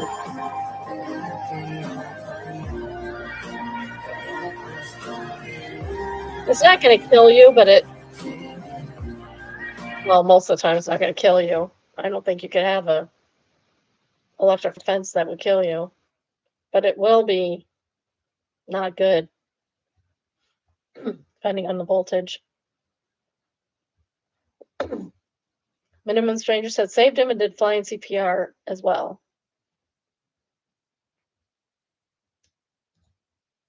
Terrible Squirrel says that man has been taught how to do low voltage rescue for sure. 90% of the people would have tried to grab him and pull him away, creating the need for a second low voltage rescue. Brent Source says, I think you're right to even notice the guy is being electrocuted and not goofing off and then correct way of saving him. Electricity is scary. You just freeze and are tense and paralyzed. I got a minor shock once, and Jesus Wang, I can't begin to explain how scary it is. There is that video of a guy in a small bodega turning on a desk fan and getting electrocuted to death. It doesn't look violent at all. It's scary how normal electrocution looks, just a dude standing there. Sad Entertainment says, my mother says time slowed down and she had time to think, why are you not helping me? My father was watching, it was less than 2 seconds. Piju says, I got hit by a 277 vac by my thumb touching a single strand of stranded wire that was sticking out of a wire nut. My other hand was holding onto a metal enclosure for balance, and I stood on a 12-foot ladder.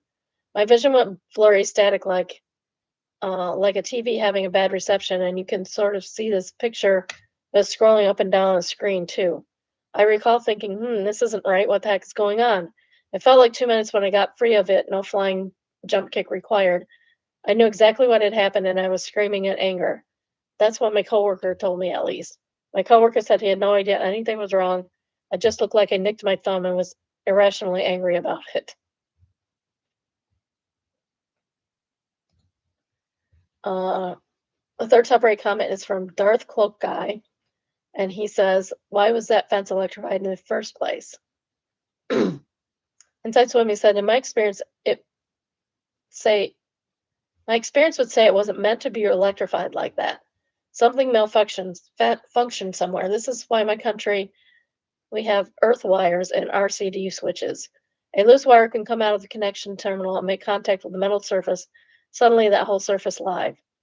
That whole surface could be anything from the outside of your washing machine to a whole metal fencing enclosure. You could literally just have a live wire to a standard domestic plug socket come loose and touch a bit of the fence, and you get a giant death trap. Again, with proper additional protection, as soon as this happens, the power should shut itself off. But I've come a few older warehouses in my time that don't have any of this, and there's no legal obligation to force this upgrade and an existing install. Healthy Dress says I once called a plumber to figure out why the kitchen tap kept leaking. Even after being repeatedly fixed, the seals kept falling off. The guy called in an electrician who immediately physically disconnected our house from the power pole. Turns out the entire kitchen bench, which was metal, and God knows what else was electrified.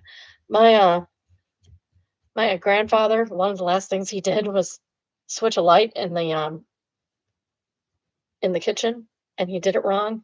And if you turned the light on while you were um, touching this metal sink, you would get electrocuted. So I've been electrocuted numerous times like that. And we used to do it for fun when I was a kid. Neighbors had cows and they had an electrified fence, and we used to touch it for fun because we were kids and we're dumb. Kids are dumb. This was before I turned 11. It was like 8, 9, 10. Yeah, we would touch it for fun. Just don't pee on it. That's uncomfortable, apparently. Next is Am I the A-hole? And is entitled AITA for joking that my dad gets perpetual period in front of families and friends. No, but that's probably not what's going on. I, 19 female, was at a family dinner with my dad, my younger sister, my older sister, who was visiting, and one of my dad's friends, along with his wife and son.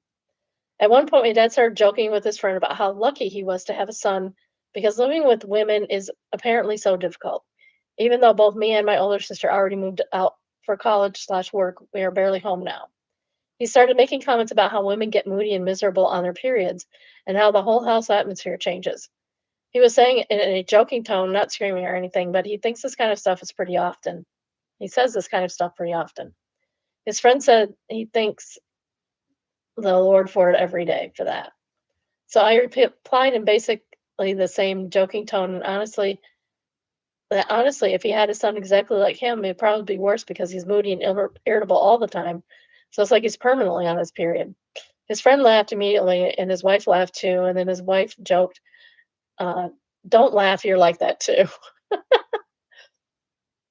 Also pointed out that honestly, I don't think what he says is true. I do sports while on my period. My sisters are both pretty chill too. Most of the time, when there's tension in the home, it's usually him starting arguments and then blaming it on women hormones if we react badly. Does this happen all the time or just during certain times of the month? Because I know I get cranky. I used to get cranky. I got real cranky. Couldn't sleep, felt like I had the flu. Yeah, you're gonna be cranky. Anyway, after dinner, my dad told me I embarrassed and insulted him in front of his friend. He said it was rude and disrespectful to compare a man to having a period.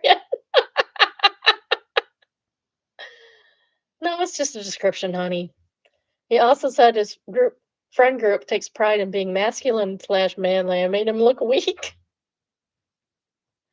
If you have to take so much pride being masculine and manly, you are not masculine nor manly. You are a little wimp with low self-esteem. I honestly thought we were all joking and equally, and if he can make jokes about women being impossible because of periods, then I don't see why I can't joke about him being moody too. uh, Four Packs says your dad is a misogynist, and be sure to tell him it was just a joke. Geez, NTA. Exactly. Soro says, "Geez, Dad, you sound hysterical. Maybe you should take a walk and come back on this conversation when you can be less emotional." Low notice says, hysterical. um, Second top rated comment is from Trilobite, and and they say, for a long time, whenever a guy jokes about the time of the month, I've responded with some variation on, "Oh yeah, periods are awful. For a whole week out of the month, we act like men. NTA, if you can't eat it, he shouldn't dish it out." I like that one. Opie says I might have to use that. Obviously, I don't think he's correct, but I'm more wondering if saying it in front of everyone makes me the a-hole too. And I feel a little guilty about maybe it should have been after the other family left. Trilobite says, did he feel bad about putting you down? OP says it's different since it was his friend and not mine, which is true. No, it's not. It's not. He would say stuff like that in front of your friends. I guarantee you it has. Hasn't he? Uh, Third top right comment is from Disastrous Nail and is entitled NTA. So it's okay for him to insult you and your sisters, though. If you can't take it, then you shouldn't dish it out. Uh, ABCB says, yeah, his response to the whole thing literally proves her point. Just another manly man who's just really an ill-tempered child. Exactly. With low self-esteem. Next, we have I Don't Work Here Later, entitled Lady Got Mad at Me for Not Helping Even After I Told Her I Don't Work Here. I was at a big retail store after work wearing black pants and a plain polo. I guess that was enough for one lady to decide I was an employee. I mean, it's different than wondering if you're an employee to deciding you are an employee. She came up to me and asked where some item was, and I said, sorry, I don't work here. She stared at me like I had personally ruined her day and said, well, you are standing there, aren't you? I laughed a little because I thought she was joking. She was not. Then started complaining that people don't want to work anymore, that I was being rude. I told her again, ma'am, I literally don't work here. I'm shopping. She said, then why are you dressed like that? Because I like clothes. I like clothes. At that point, I just said, because my job requires clothes. She stormed off saying she was going to find my manager. I kept chopping. Well, good luck. My manager's 5 miles that way. 5 minutes later, I started arguing with an actual employee, um, pointing at me from across the aisle. The employee looked at me and looked back at her and said, yeah, he really doesn't work here. She didn't apologize. She just walked away like I had somehow tricked her into by existing in a polo shirt. That's the answer. Why are you dressed like an employee? Because I like clothes.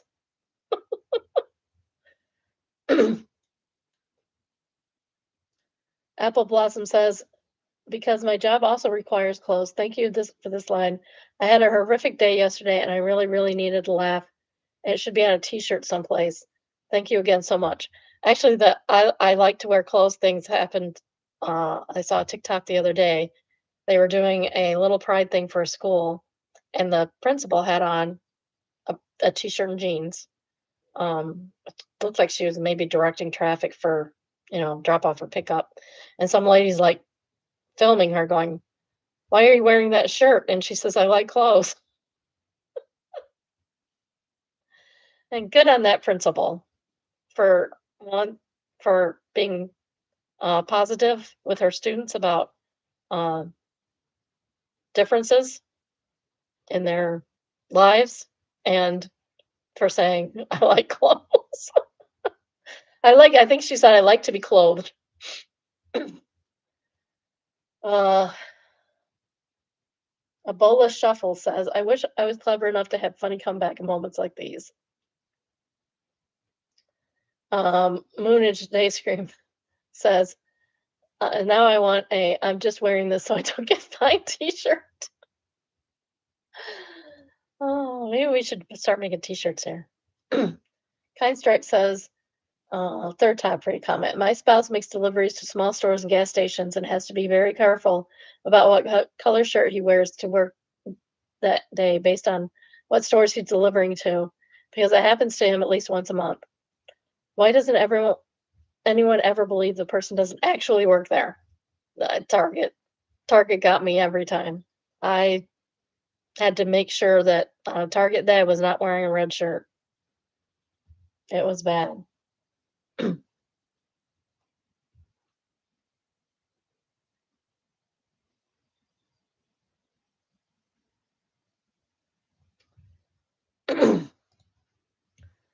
Next is from Overheard and is titled We Did It. I work at a restaurant and last week an elderly couple came in. They were ancient. It took them at least 15 minutes to get from their car to the front door. She walked with a cane and he walked with a limp, and they made it to the front door. I chose a table for them that was not too far away, but she walked very, very slowly, and he was even slower. It was exasperating to watch. That's mean. She stood at the table until he finally arrived, and then they both slowly lowered themselves to their seats. When they were both seated, I started to walk away. I saw him grab both her hands with a smile of satisfaction. He said, "We did it." It was the sweetest thing I've seen in a long time. That's very cute. Next, I have True Off My Chest, and it's entitled, I drove 13 hours to attend my class reunion and ended up being the only person who showed up besides the girl who planned it. That's kind of depressing.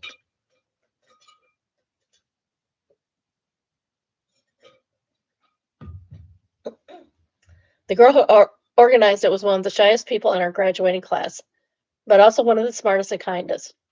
She put so much effort into everything: decorations, games, cake, food. She really tried to make it special for everyone.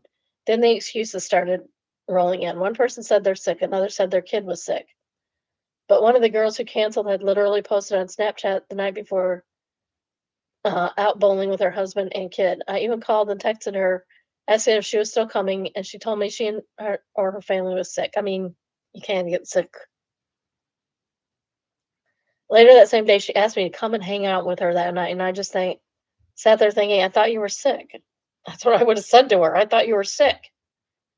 It honestly made me feel awful for the girl who planned the reunion. You could tell she was trying not to let it bother her, but how could it not? Imagine putting yourself out here, spending your own money, organizing everything, and then watching everyone flake at the last minute. That's why you charge people, even $5. Charge people. What really got me is that I lived the farthest out from anyone. I drove 13 hours to be there.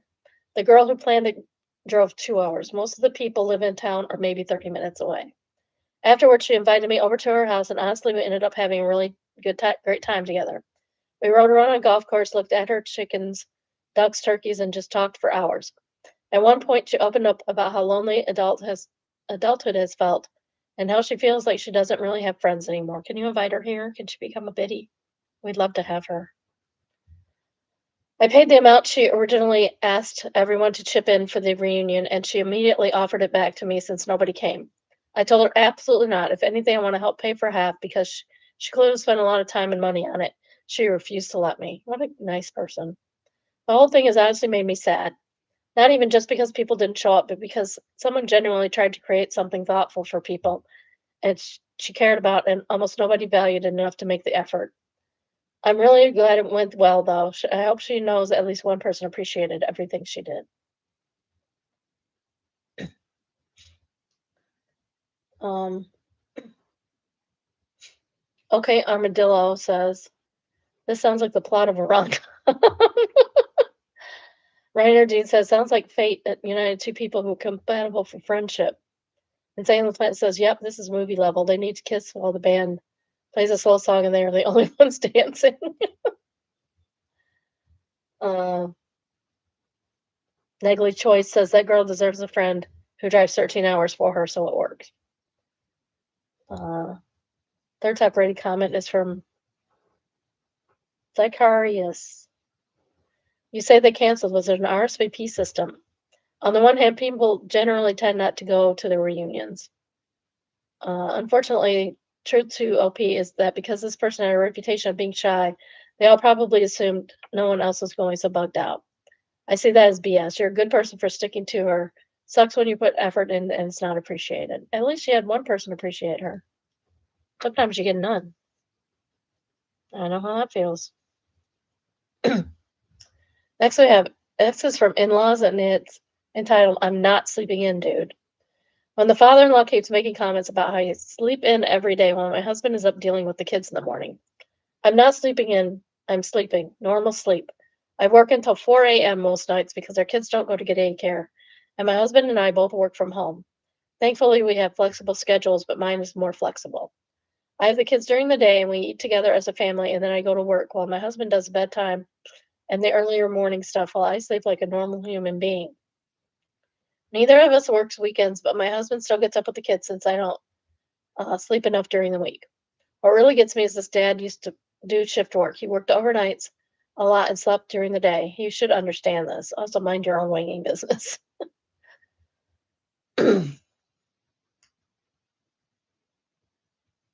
My real name, uh, L is my real name, says, my mother-in-law would stop by unannounced at 9 a.m. regularly. Of course, we wouldn't answer the door because we were sleeping. The next time she would see us, she never failed to make a nasty comment about how my husband looked well rested because he had slept so late. I don't know why she didn't realize he was sleeping because he got off work at 2 a.m. People are so ridiculous. Sometimes you just can't have an overschedule. It doesn't mean you're lazy, it means you work hard. I'm always shocked that my son is up like 8, 9, 10 o'clock in the morning because he works till 3. I think he gets home like between 3 and 4, or maybe he gets home at 3. But anyway, he's working second shift. I don't expect him to be up bright and bushy tail at 9 o'clock in the morning. That's ridiculous. OP says it also gets me that another 2-year stretch when we had infants and I was the only one working. I was only working maybe 10 hours a week. I have always made more than my husband. Wow, that's crazy. 10 hours a week and you can make more than another person working full time is insane. Cardinal says your husband should be the one telling his father to STFU. I had to do it with my sister. For some unknown reason, she decided it was open season on my husband and started bad mouthing him. I shut that crap down immediately. She stood there with her mouth open for a second. I blasted her so hard. I stand firm on the principle that no one's allowed to bitch about my husband but me. Well, maybe your kids later on. OP says, my husband definitely went off on his dad. My husband doesn't allow anyone to disrespect his wife. Now, if Phil says it to other people instead and gets salty that we don't spend any time with him. Gee, I wonder why. Maybe because he's a miserable person. Louis Avalon Max says, I'd match his comment every time. Sorry, what did you say? I sleep in? Have you forgotten what it was like to work nights? Did you sleep in then? Oh, that was different. Maybe it was different because you were not parenting children while trying to also work, were you? Every time until someone is sick of it. Yeah, that sounds like a good idea. Next is What Do I Do? It is entitled Girlfriend Ghosted Me Last Year. I moved on. I got this message last week on my birthday. I will share it. Hey, so sorry this is taking so long, but I hope the explanation comes with the rest of this message will explain why I was such an absolute unreasonable dick. So 2 days before my last message to you, my ex of 2 years went missing. His mom, grandparents, teachers, everyone I knew was looking for him. After 4 days, his body was found. I assumed suicide, but still not sure. As you could assume, it's weighing me over, as it would anyone, and I didn't want to get myself into a situation where someone I loved caused me so much pain again. Although we weren't together at the time of his passing, you never really forget someone that was such a big part of your life for so long.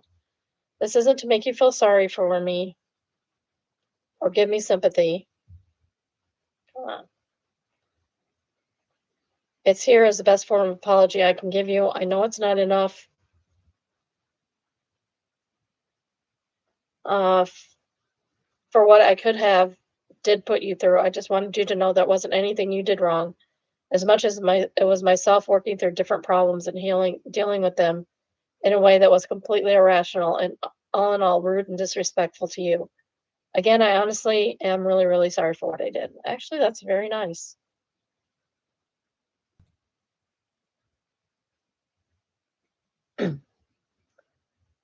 um, Habitual enthusiast says, I have an ex who went missing and then ended up being dead.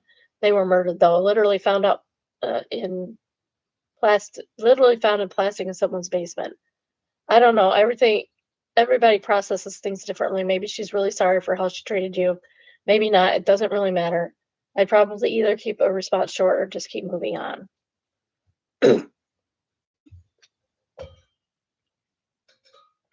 Off-putting Angel says, I was looking through the comments wondering if there would be someone I could relate to.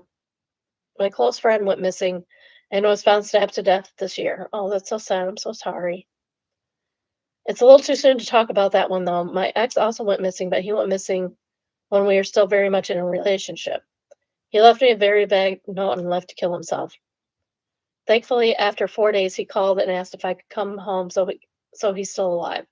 However, during those 4 days that he was missing, I was an absolute shell of a person, only moving to call police and hoping for updates, or to go down to the courthouse hoping to get the right papers that would change a wellness check into an involuntary psych hold if he was found alive. It was really a terrible experience, and I still to this day have PTSD from. There was no eating, no sleeping, just emptiness. I felt like Bella in New Moon. Why do we have to? Why do you have to compare yourself to like the worst? The worst. Oh, I remember being scared to go to my room, so I stayed on the sofa the entire time. I was scared that he would die and I would never be able to smell him in my pillows or blankets again. I didn't want to waste those nights in my bed when I knew I would need them. To this day, it doesn't matter that my partner is someone completely different. It doesn't matter who it is. If they wake up before my brain automatically makes me shoot up in bed, wide awake out of the deepest of sleeps to check if they are okay. This is because when my ex left that morning, intending to end his life, I woke to go pee, walked right by the bags he had packed. As if I was half asleep, noticed something was off in his demeanor on my way back to bed, but it didn't pay attention to my intuition. I listened to him as he hurried me back to bed. I felt very guilty. I felt like I could have prevented it if I was just been awake enough to realize that everything was wrong. Can you imagine the guilt she would have felt if he actually um ended himself? These are my own very complicated feelings around my own individual experiences. I'd imagine both you and LP's ex-girlfriend have your own. And those feelings are all valid. I can't say I blame OP's ex for shutting down completely because I would be a massive hypocrite seeing as I reacted the same way. But as crass as it is, I agree with you that her feelings don't matter here. She hurt OP's feelings. Maybe she's really sorry, or maybe she's not. She's certainly rude to reach out on his birthday with a message, though. Regardless, this is when you do what's best for you, OP. It's okay to feel sympathy for her experience, but also okay to realize it doesn't change the fact that you deserve better than the treatment you received. It's nice that you've got this closure now, but doesn't mean that you owe her anything. Yeah, he doesn't owe her anything. Um, Absolutely does not owe her anything. But I can have sympathy for her and for him. Original Box is a second type rate comment, and they say, now you have closure, you can move on. It's unfortunate she went through that. It's unfortunate you didn't know why you were ghosted until now. That being said, I wouldn't recommend going back with them. Not at all. No. Nor is that what they seem to be suggesting. No, it isn't. Accepting the apology and don't back this go back. This person has growth to do as they are now learning. You can't go someone to avoid conversations, but this shouldn't be a sign. Why do you keep saying that? This was written by AI. That's an AI comment. It keeps saying the same thing over and over again.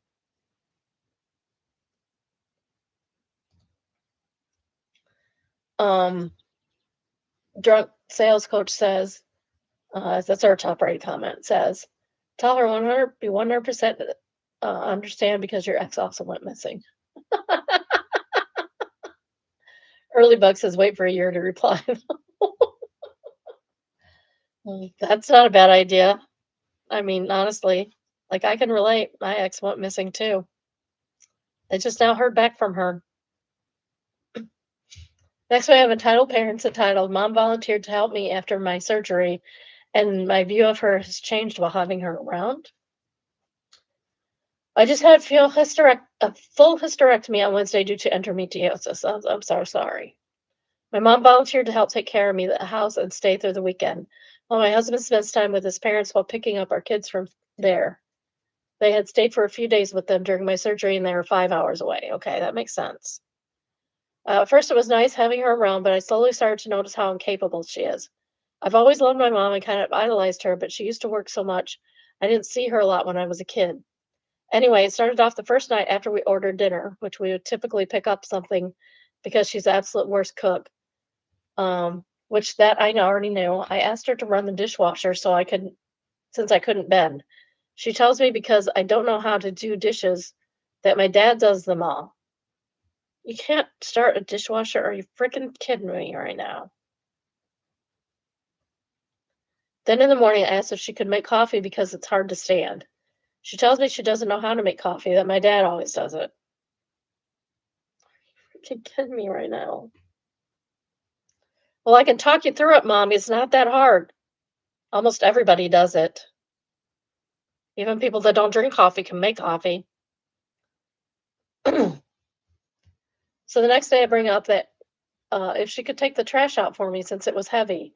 And she says she never does it. So I end up taking it out because it was overflowing and clear she wasn't going to do it. I asked her if she could put a new bag in, and she says she does not know how to do that. Okay, my 4-year-old grandson knows how to do that. It's not that hard.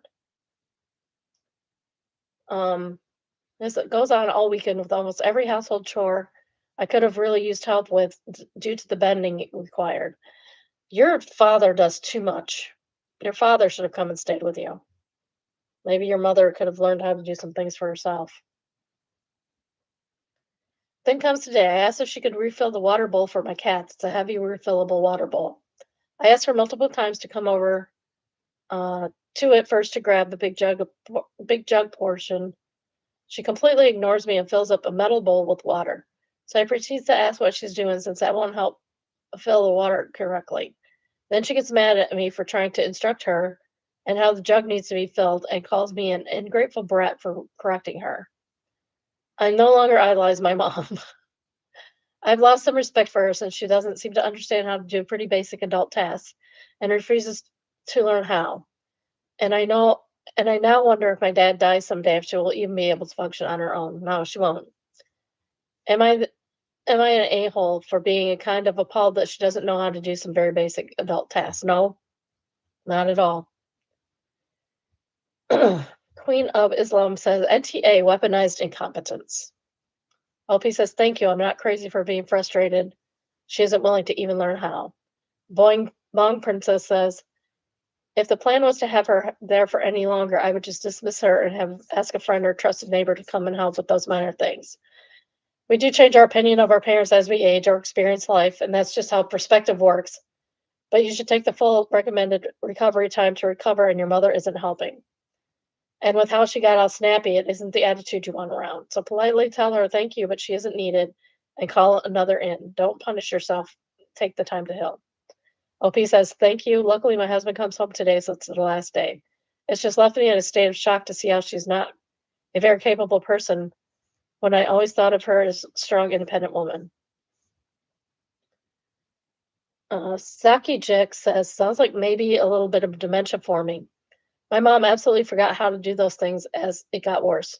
She would say she didn't know how to ask for help. Things like turning on the same oven she's used for 30 years. Yeah, stuff like that's scary. You need help turning on the oven that you've used for 30 years. Maybe you need to go get checked out. Like, quick go. Peeping Tara says, NTA sounds like you chose the wrong person for support. Yeah, should chose dad. Speedy Lake says, LOL, I thought this too, like after day 2 when she said she didn't know how to make coffee because dad does it. Okay, dad can dad come for the rest of the time then? I'm the best honeybee answers. That is also part of what gets me. It's pretty intuitive machine, even if you've never used it before. Try. It's not really that hard to try. The way some people will throw their hands up in the air like no one showed me step-by-step instructions is obviously impossible. Not sure what you want me to do. Really grinds my gears.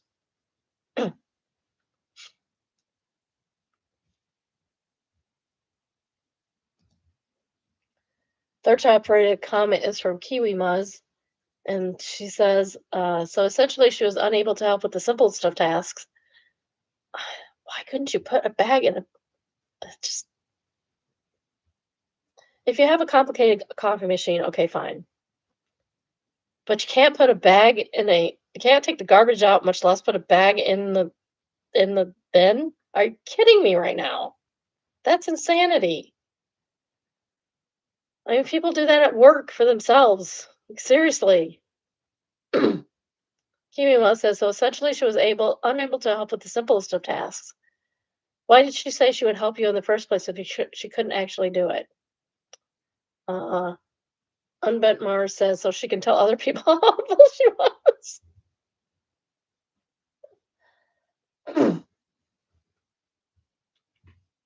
uh, Fourth top rated comment is from Yagyatan. Says, when you were a kid, she was busy with work, but even then, was there nothing in the house she would help with or do on weekends? OP says, I always thought she helped, but I guess I never noticed how my dad was doing it all. Uh, Yagyatan says, your dad must have a lot of patience then. My mom is always so pissed at my dad whenever he couldn't do a chore. He says, my dad became disabled pretty early in life from an injury, so he didn't work besides his online business. He was our primary caretaker, so maybe he did it all because he felt guilty for not being able to work on the 9 to 5. That's possible, but still. You can't put a bag in a garbage bin? Seriously? I can't even with that. I'm gonna test the 4-year-old this week, and I'll report back to you. I'll test the 2-year-old. Next, we have Oh No Consequences, and is entitled Reviewer shows up to their kids swimming 5 minutes before it's supposed to end and gets upset for not being accommodated. 1-star review from Entitled Reviews, entitled So Tardy. Booked the trial class for my little boy the day before. Asked the $50 in advance for a half-hour class, never mentioned no refund or rescheduling. We booked the class at 2:45 and we got there at 3:10.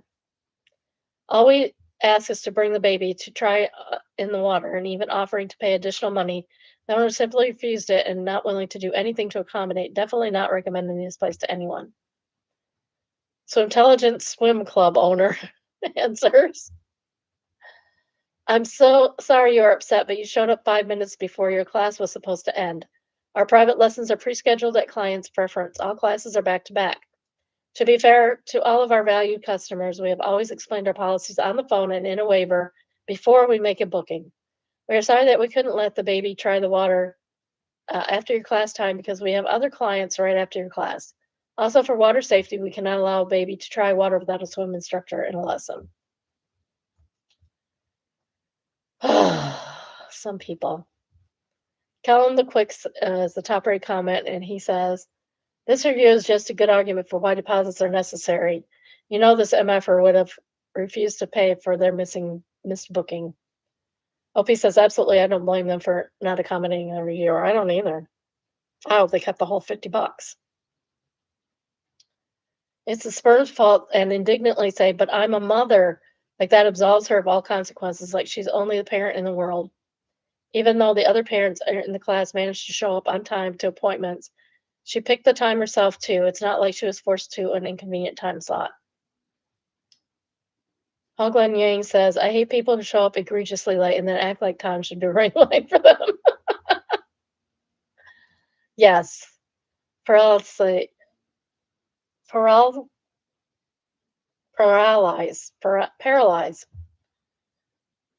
I don't think that's how you spell paralyzed, but that's what it says, I believe. Conversation I had with a customer many years ago. It was Saturday. For context, we closed the doors at 5 p.m. after being open at 7:30. Customer, I need to bring my van in for service. It's 4:50 p.m. Me, great. Can we set an appointment for you next week? What day works? Customer, I'm bringing in today. Me, we close for the day in 10 minutes. Customer says, what happens if I show up in 30 minutes? I won't be here. Me, well, ma'am, the doors will be closed. Customer, so are you telling me that if I bring my van in 30 minutes, no one will be there and the doors will be closed? I got busy and didn't have the time to bring it in yet. Me, yes, that's right. Customer, that's ridiculous. I don't talk to your manager. You should go wait. You should wait for me to get there. I need an oil change today. Me, I am the closing manager. Team Shadowlines answers, what? You mean the designated open hours? After the designated open hours, the store will be closed? Paralyzed says, it indeed shocking. I know. Yeah, like whatever, answered Paralyzed. I had a similar issue. I work in a beauty service industry, and you would think that people would never unearth before when it comes to keeping their appointments. On Sundays, we close at 6 p.m. We accept the last client no later than 5:20, and that still gives you a shortened service because they are 50-minute appointments. This is repeated and confirmed multiple times. One day, a lady walked in at 5:50 saying she wanted to book an appointment. Same thing, she She was told she could schedule for another day since we close in 10 minutes. No, I don't want to come back another day. I want it today. We can't unless you want a 10-minute service, which would be pointless. You have it scheduled for a different day. No, I'm here before you close. You have to serve me. I will not have a shorter service. I want the full time. Not today, you won't. Get out of here with that nonsense. Alone Addiction replies, the lion, the witch, and the audacity of this bitch. People amaze me. Like, I had my job. Oh my gosh. So our real estate section is also my infuriating section. Sorry, anyway, where I used to work, we had office hours that ended at 4 or 5, depending on the time of the year. And inevitably, somebody would try to come. Sometimes we hid because I just can't deal with it after all day of dealing with these entitled people. You know that somebody showing up late is going to be even more entitled than every other entitled customer you have dealt with all day. And you just can't. Like, I want to go home. I don't want to be here till 7 o'clock. I'd been there till 7 o'clock on accident once. Next we have, I'm tired of minimalism and everything. And guess what? It's the stupid house. Shocker. Well, May 2014 to October 2025. That's it. That's mildly infuriating. We all know that, right? I'm not even reading the comments because it's silly. Next, we have Wayne You Karen, and it is entitled to the church Karen that ruined my otherwise great day, Wayne You. I want to vent about this because I'm still baffled. Holy crap, what? Also, excuse my English, it's only my third language. And probably better than most people's native English speakers. Today was around 30 degrees Celsius or 86 Fahrenheit, so it's pretty hot. In my city, absolutely boiling. I personally can't stand the heat at all, so after walking around for a bit, I decided I wanted to go to one of our big city churches to cool down and relax. I always do this, by the way. I've been doing it for the last 10 years. To note, nothing was going on. No service took place.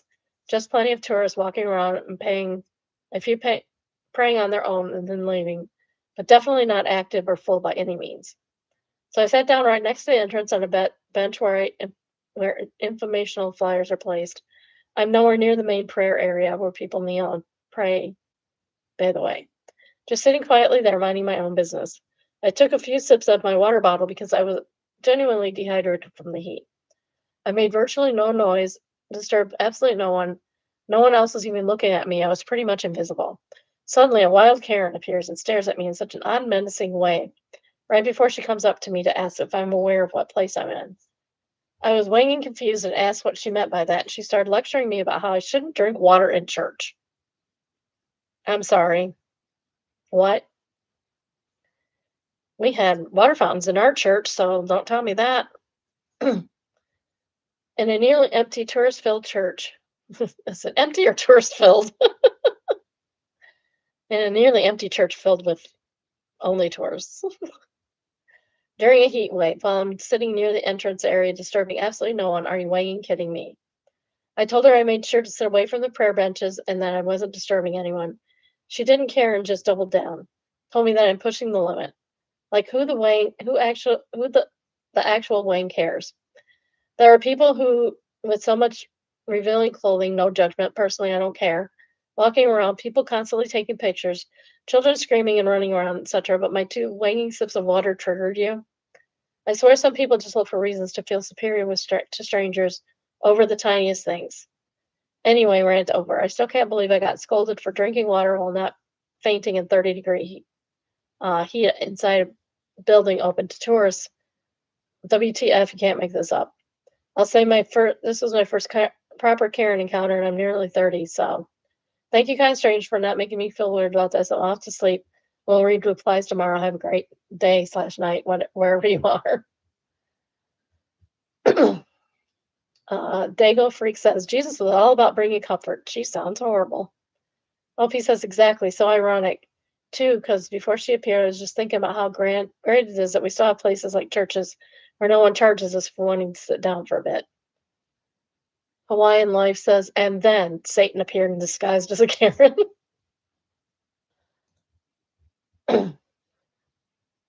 Arius says, she sounds mentally ill. It's not even a thing that you can't drink in water in church. OP says, thank you. I asked my Christian friends whether it was a thing, and they said no, it wasn't. I drank water before, even on prayer benches, and no one cared until today. Brett Sotomi says, wait, Satomi? I don't know. I'm assuming it's a Catholic church since it's a touristy church with benches to kneel. There's no such rules I'm aware of, and I went to Catholic school. People drink water and eat while at church. It's even part of the sermon. You eat a communion wafer and sip wine near the end of the sermon. They sometimes have fundraisers selling baked good and other food before and after each sermon. I see women and children quietly snacking on those to keep their children quiet and less fidgety. They are strict with noise and interruption, though. They usually have a separate room with the glass window to the front of the church and soundproofing for parents that have children. You're probably finding the woman was just unnecessarily strict and rude. I would say she was just rude. Not even, I mean, unnecessarily is given. General Effective says, some people are just looking for things to be offended by. Best to ignore them. You did nothing wrong. Next, we have Best of Redditor updates. I didn't realize we were that close.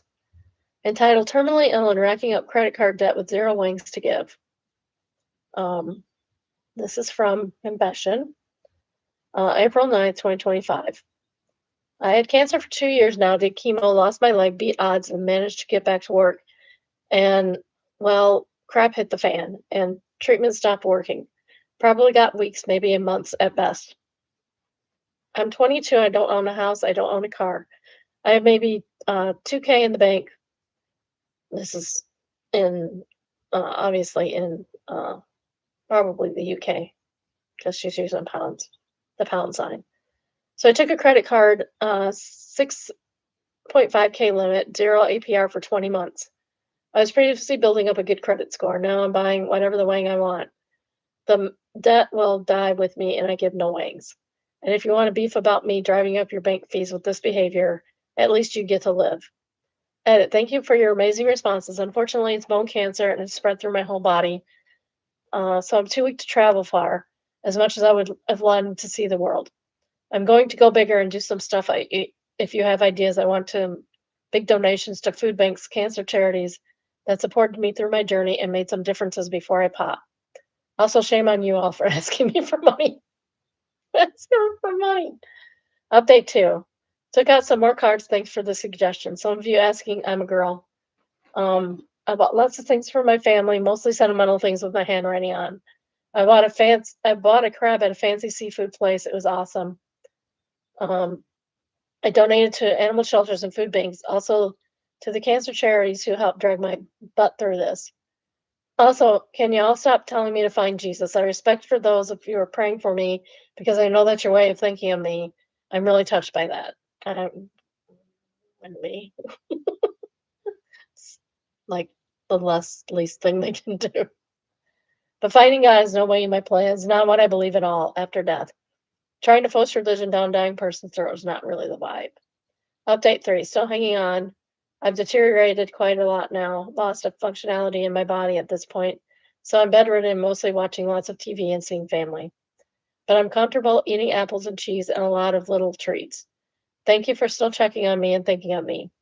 I'm really fortunate to be surrounded by my friends and family right now. When you boil it down to the end, it's really all you need. Anyway, I'll try and update soon. Relevant comments. There's no update. Relevant comments. Everyone, I feel like I should update my OOP. This is from her.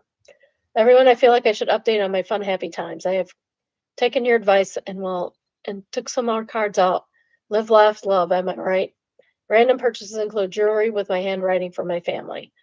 $30 lunch of fresh English crab. I like crab, and the cancer is my jaw. So I really want to have some good crab before I lose function in my jaw.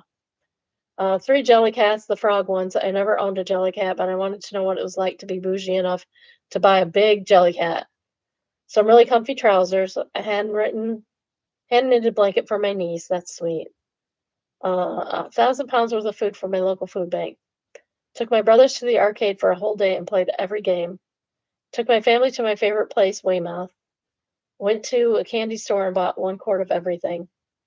I minted lamb pasty. I'm very nostalgia driven, so yeah, I definitely not going feral enough. However, will endeavor for more. I do hear you all suggesting hard drugs and psychotics. I won't lie, I've been pretty much on every drug going through this fun time, so I'm not too fussed about drugs. Tracy 1000 says, I'm going to remember you. I promise that. Sometimes I just know I'm going to remember people who I spoke to or messaged.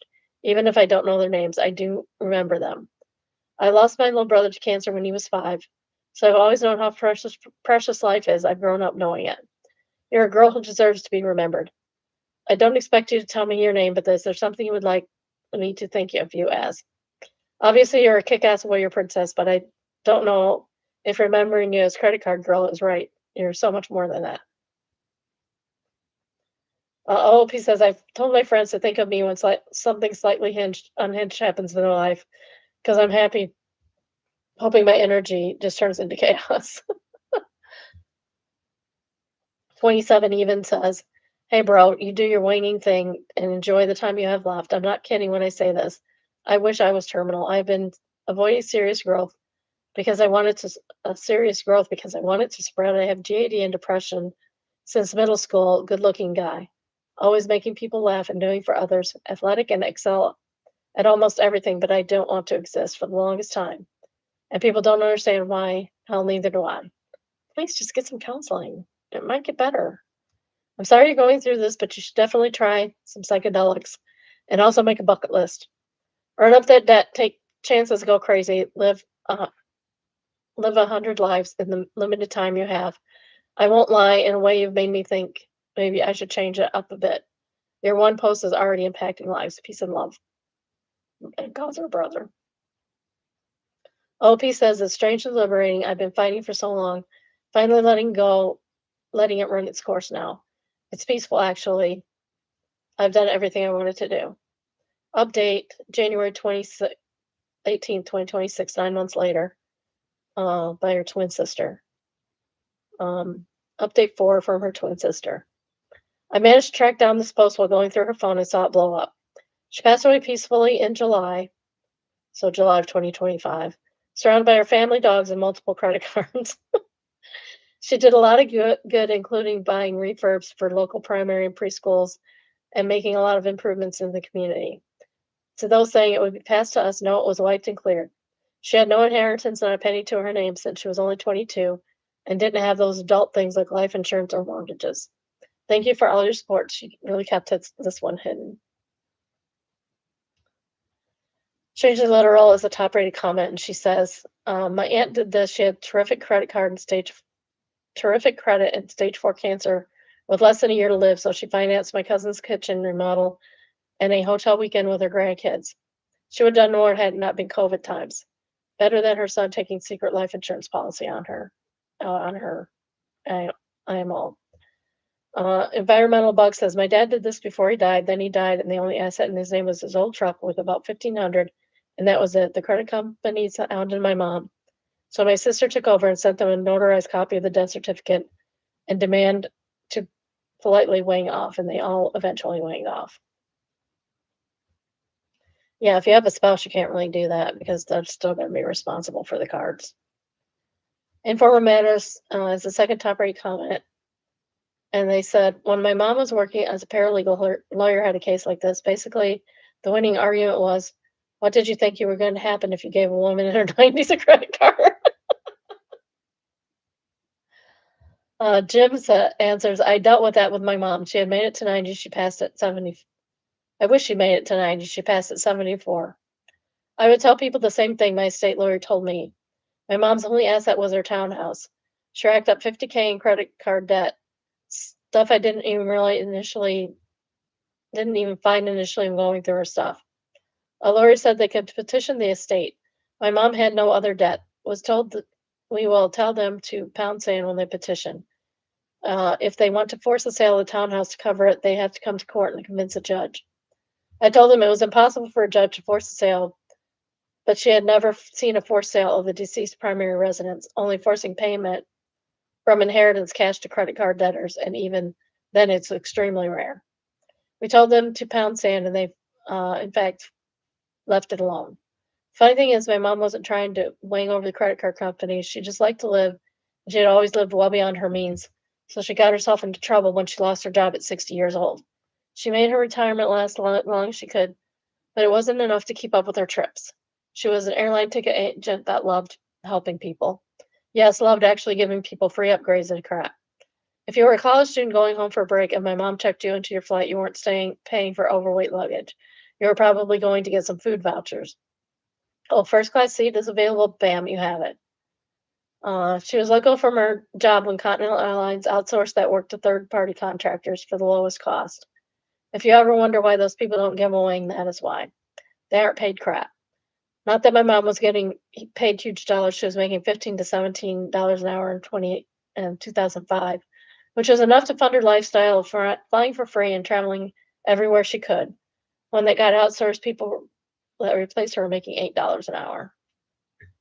But now you know why the airlines don't care, because they don't work for the airlines. Third separate comment is from H. Haya, and it says, I'm a twin going through cancer. External radiation ends Friday, and then internal done on the 19th. But right now, with a good prognosis, and that's all I want to say. This hits hard. I hope her twin's doing okay. I don't know what I'd do without mine. I know she feels the same. Okay. Next we have Made Me Smile, thank goodness. And it is entitled 1 Year Big Difference. So this guy, 1 year ago, looked like that. And now, wow, dang, dude, I cleaned up nice. Wish I could lose weight like that. That would be cool. Oh my goodness, I wonder what he did.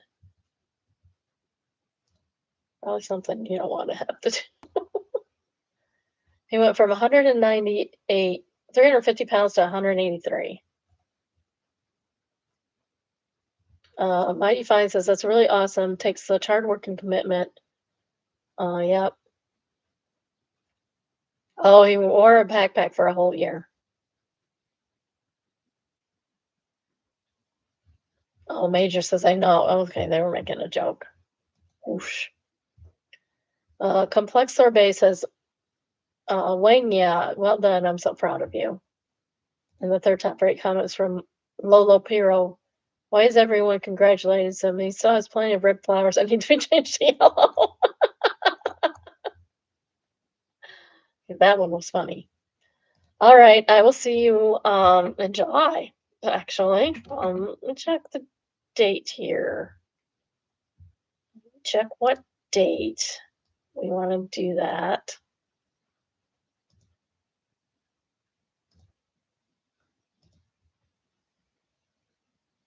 I will be back on July 9th because next week is 4th of July week, and I would be taking Tuesday off anyway to do everything for the show because I ain't taking Monday off because the kids will be here still. And that's that. Yeah, this week is the 1st. Why is July look so much more different? That was weird. So yeah, my dad's birthday's on Monday. I should take my kids to see him. Maybe we'll do that this weekend. On Sunday. I don't know. Probably won't. Probably won't. My dad's birthday's on Monday. I better get a card into the mail to him because I forgot to contact him on Father's Day. I feel bad. All right. Love you all. Take care. Bye. Love all my biddies. Bye, biddies. Take care.